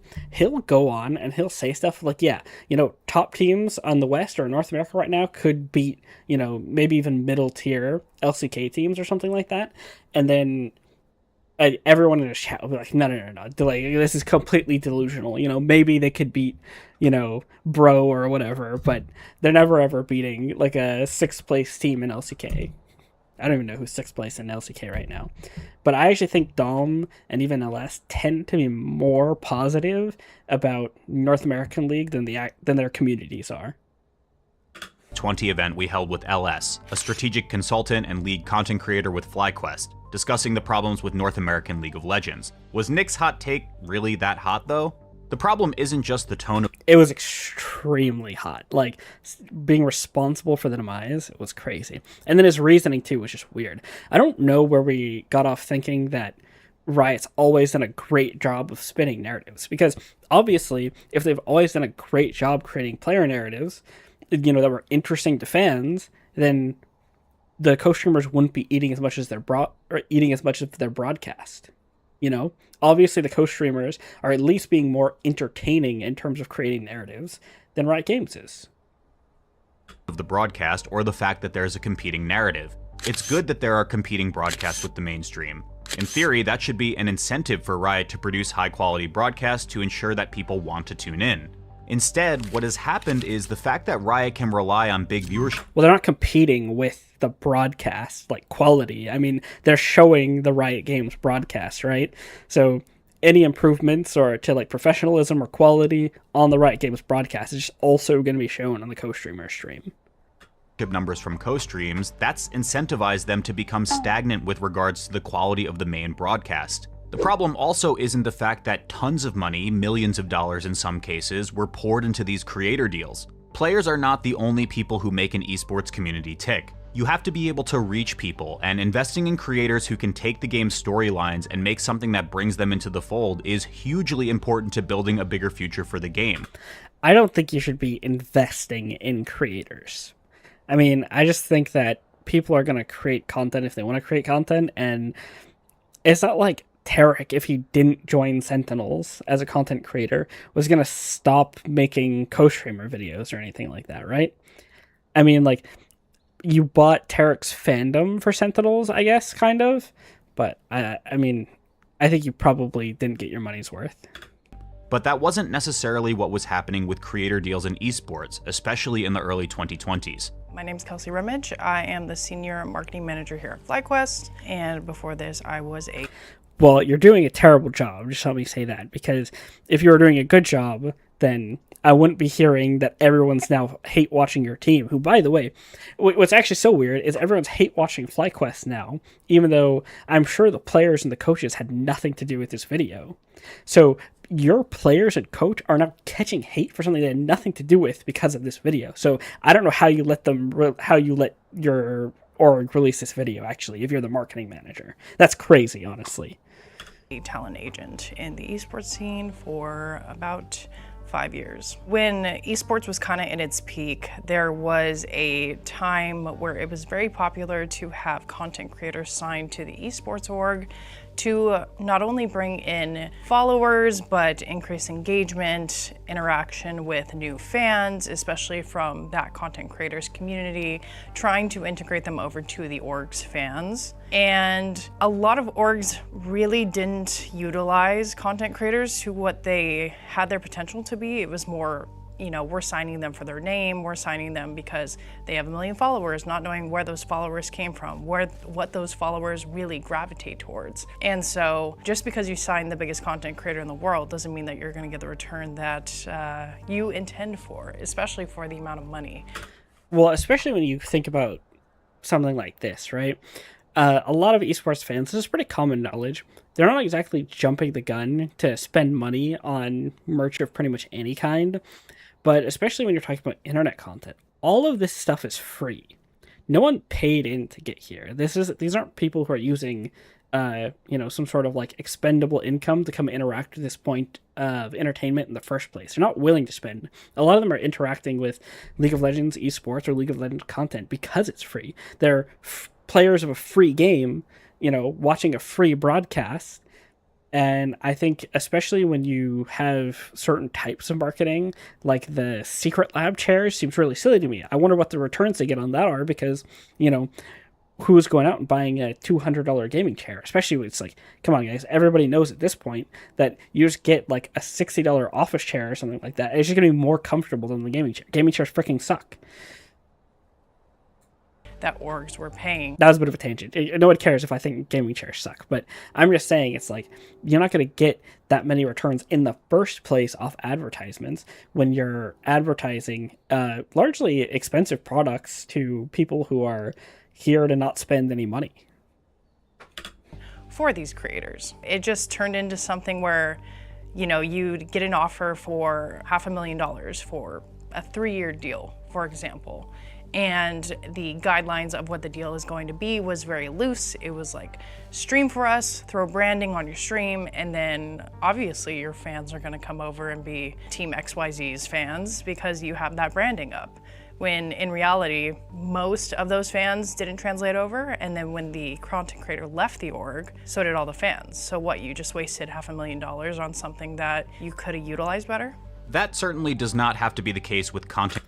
You know what's really interesting is I actually think that how this works in esports at the moment is you're never going to convince someone to like an unlikable esports team. I think it's really about the players and the coaches and their personalities and the things that they've accomplished and all of these different types of things that actually make your esports team popular. So I don't think you're going to buy a content creator's fan base. Like, I don't think if they're content creators like LS. I don't think if LS starts hyping up FlyQuest randomly, then it's going to translate to LS fans becoming FlyQuest fans. I mean, LS already has sort of an in on FlyQuest because Griffin's there and obviously he spent a lot of time on FlyQuest.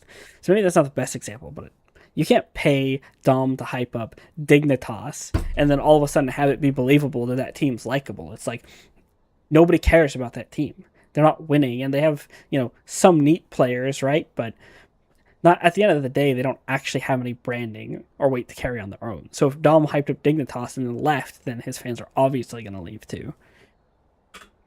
But I do think actions of the org and the content creators related to the org obviously can have an impact on the negativity that the players receive.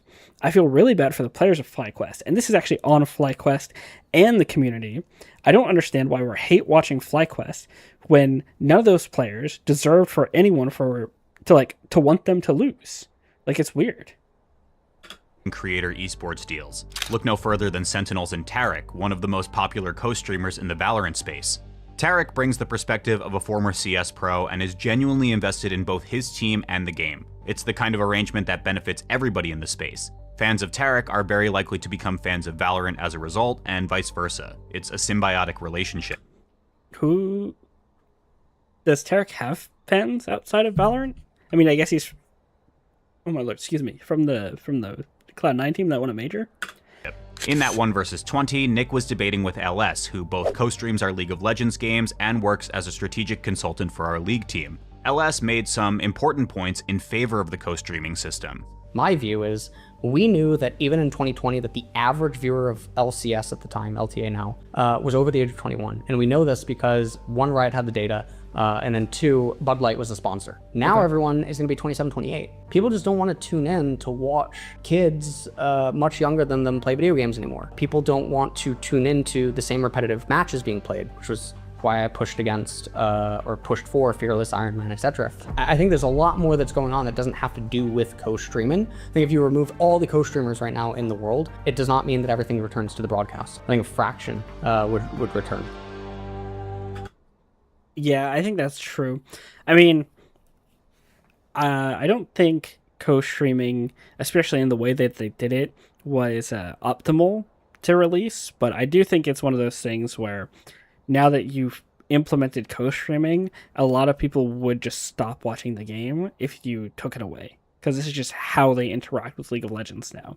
I mean, Kadrill's numbers are just completely insane. It's like they interact with esports through this content creator almost entirely. And so, yeah, I don't think LS is wrong on that one. I don't know if it's true that people don't want to come in to watch people play video games anymore. I don't know if that on a fundamental level is true, but I do think it's true that for reasons outside of co-streaming, that there is a certain decline in esports. When it comes to co-streaming, the genie is out of the bottle, and he's not going back in there. Yeah. You can confirm LS's claim that audience numbers would drop by going to pretty much any Reddit thread talking about co-streams. Fans will say that they have no interest in watching games unless they're cast by somebody like Kadrill. But the reality is that the current economics just aren't working for anybody other than a few huge creators. They aren't working for Riot, they aren't working for teams, and they aren't working for the players, especially those outside of the Tier 1 system. Hell, they aren't even really working for most creators who aren't named Kadrill. Here's Team Liquid's coach Spawn at another 1v20 debate Liquid held. But my gut feeling is that the 100,000 people that watch Kadrill used to watch the main broadcast and now don't watch the main broadcast, which is terrible for sponsorship. All Kadrill does is screech over every single ad roll being played. Like, I don't even know how Riot is monetizing this shit anymore. And he used to be on the broadcast and left the broadcast because co-streaming was more popular.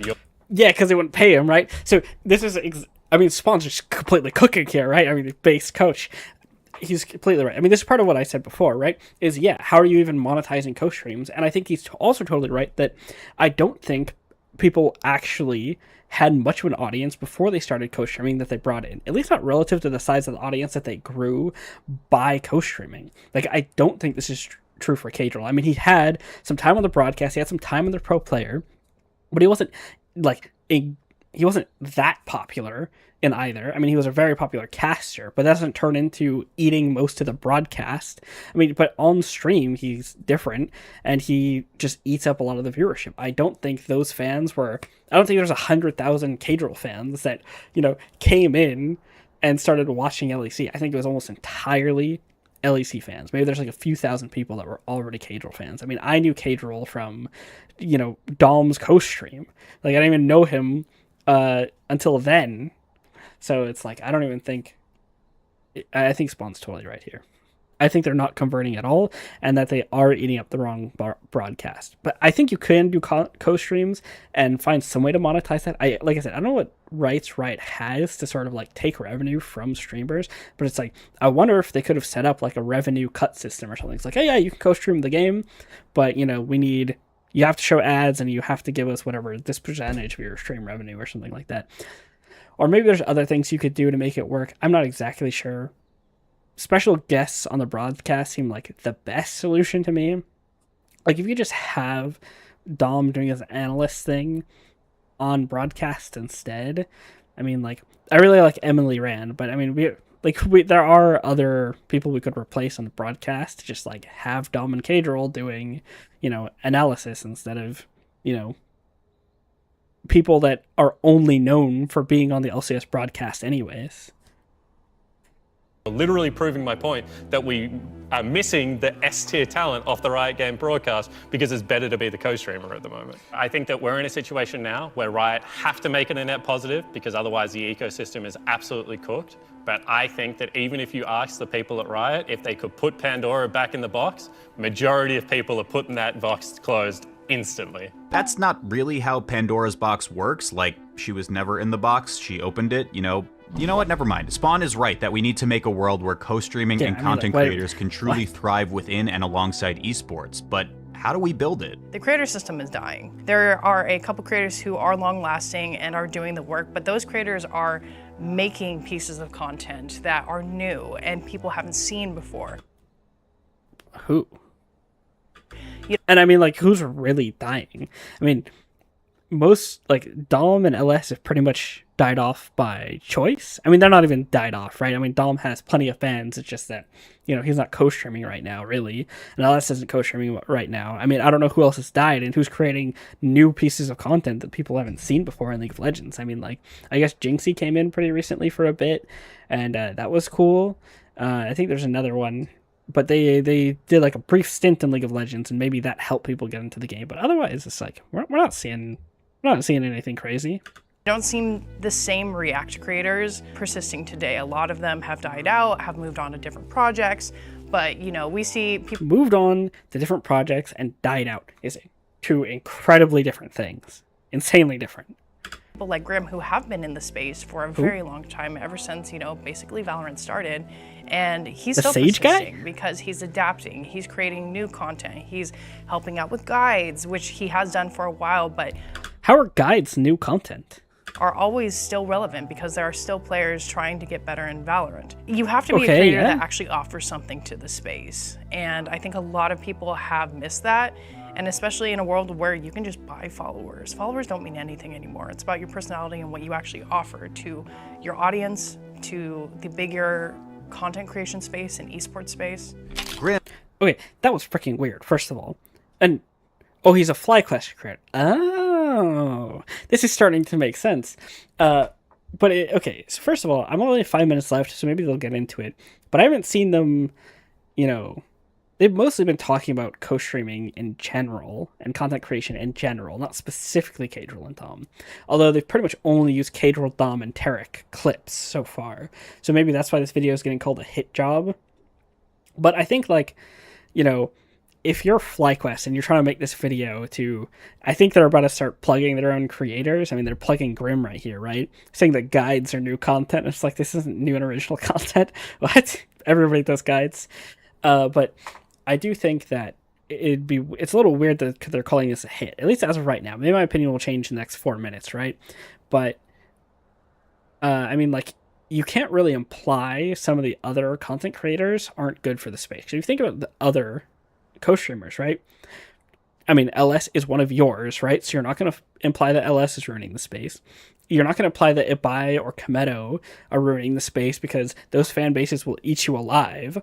You're not going to imply that any of the, like, Eastern or Asian co-streamers, like Doinby or whatever, are ruining the space because, again, they'll eat you alive and people call you an idiot because a lot of them are world champs, right? So I think just, like, in terms of politically correct targets for people who you could say are a negative to the space, Dom especially, I don't really think you could say it about Cadril, obviously, because a lot of people love Cadril, so I think that's probably their biggest mistake. But I mean, Dom already has haters, right? He has a lot of people that love him, and I think he has done good for the space. But, I mean, the guy has haters, so it's more like socially acceptable, I guess, to trash on Dom. So he's just like the co-streamer that's left.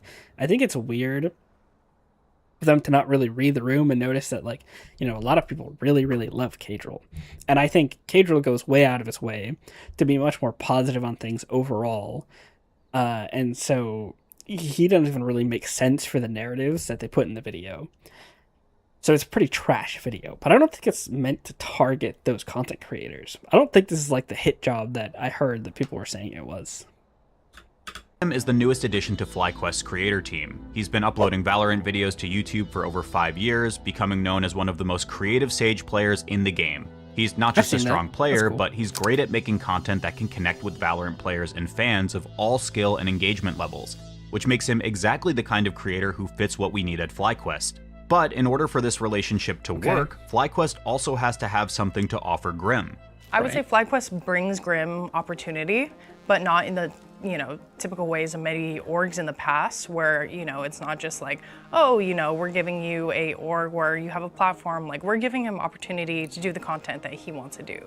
He was talking to us about IRL content and traveling content, and we want to give him the opportunity to do that with our other FlyQuest creators as well as by himself. What does that even have to do with content creators not saving esports? Is he even an esports content creator? I don't get it.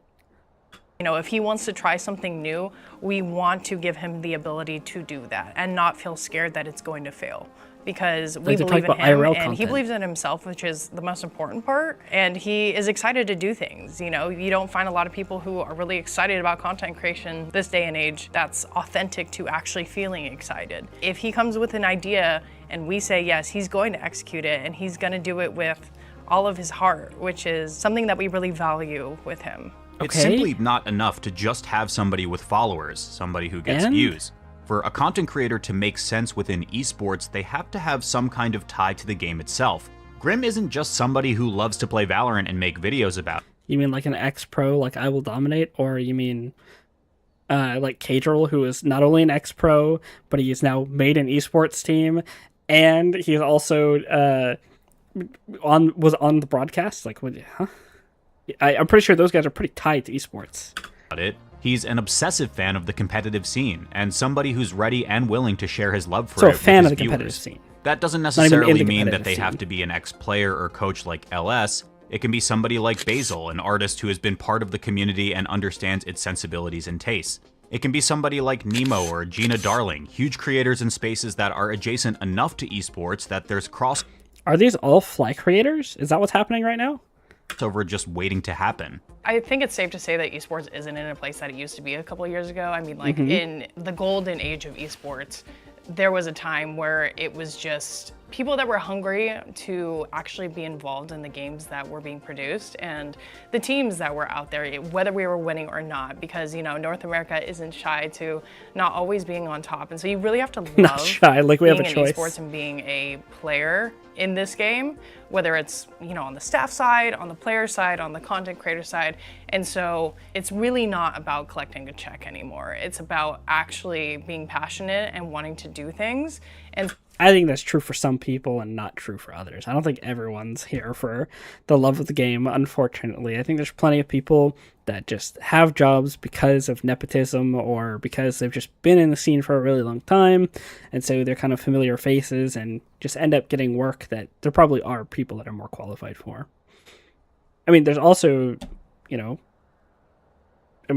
just say it. I mean, like, if you had paid, Dash, or if you paid Cadril, or maybe even Dom, or other people, more appropriate salaries, like not even necessarily what they're making as co-streamers, but if you just paid them reasonably well, it's like, I bet you could easily get these guys on the main broadcast. And, I think they're in it for the love of the game.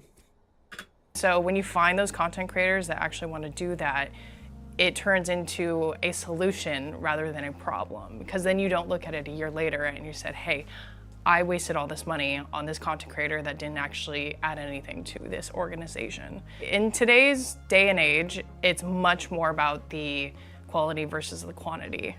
Whether that speaks on followers, it speaks on reach, on different geographic location and where they have ties to. It's about authenticity and about really finding that person who wants to do something special and not something that's super cookie cutter.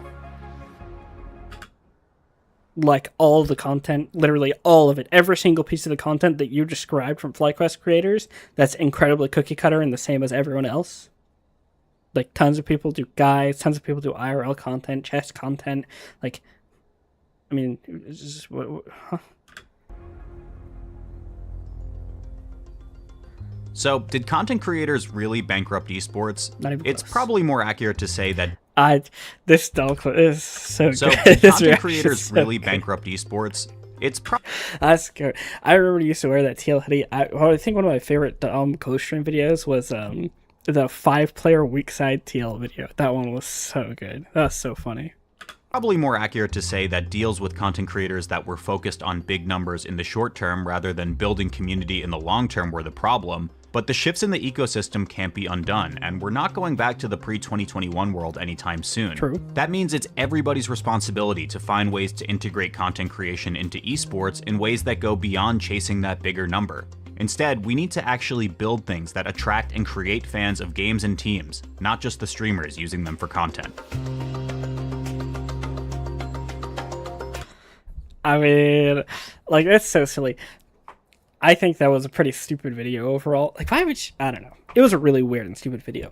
I will say the two things that I think is weird about the perception of the video is that like I said before, I don't think that it was a Cadril Dom like hit video or something like this where they're trying to diss Cadril and Dom. First of all, it doesn't make any sense for them to do that.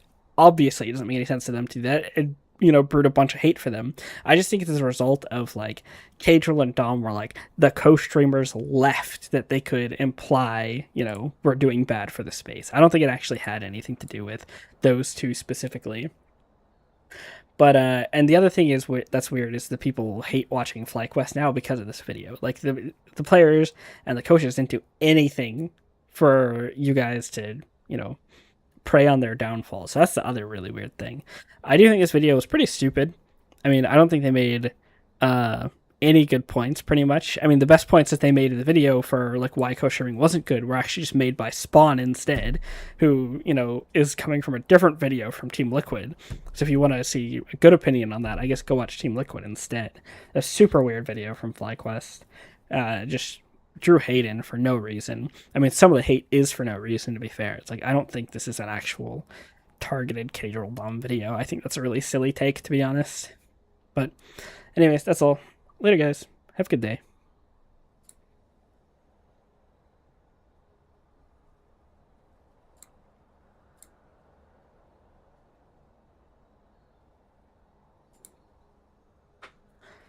Hopefully that turned out well enough.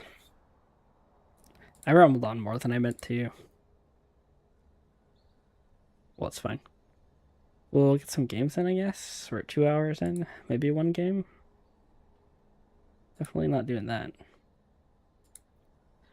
This is... I think we got the... one game out. Yeah, let's call it for now. My voice is already raspy, so I guess let's keep it 2 hours, and then maybe we'll cut or upload something later.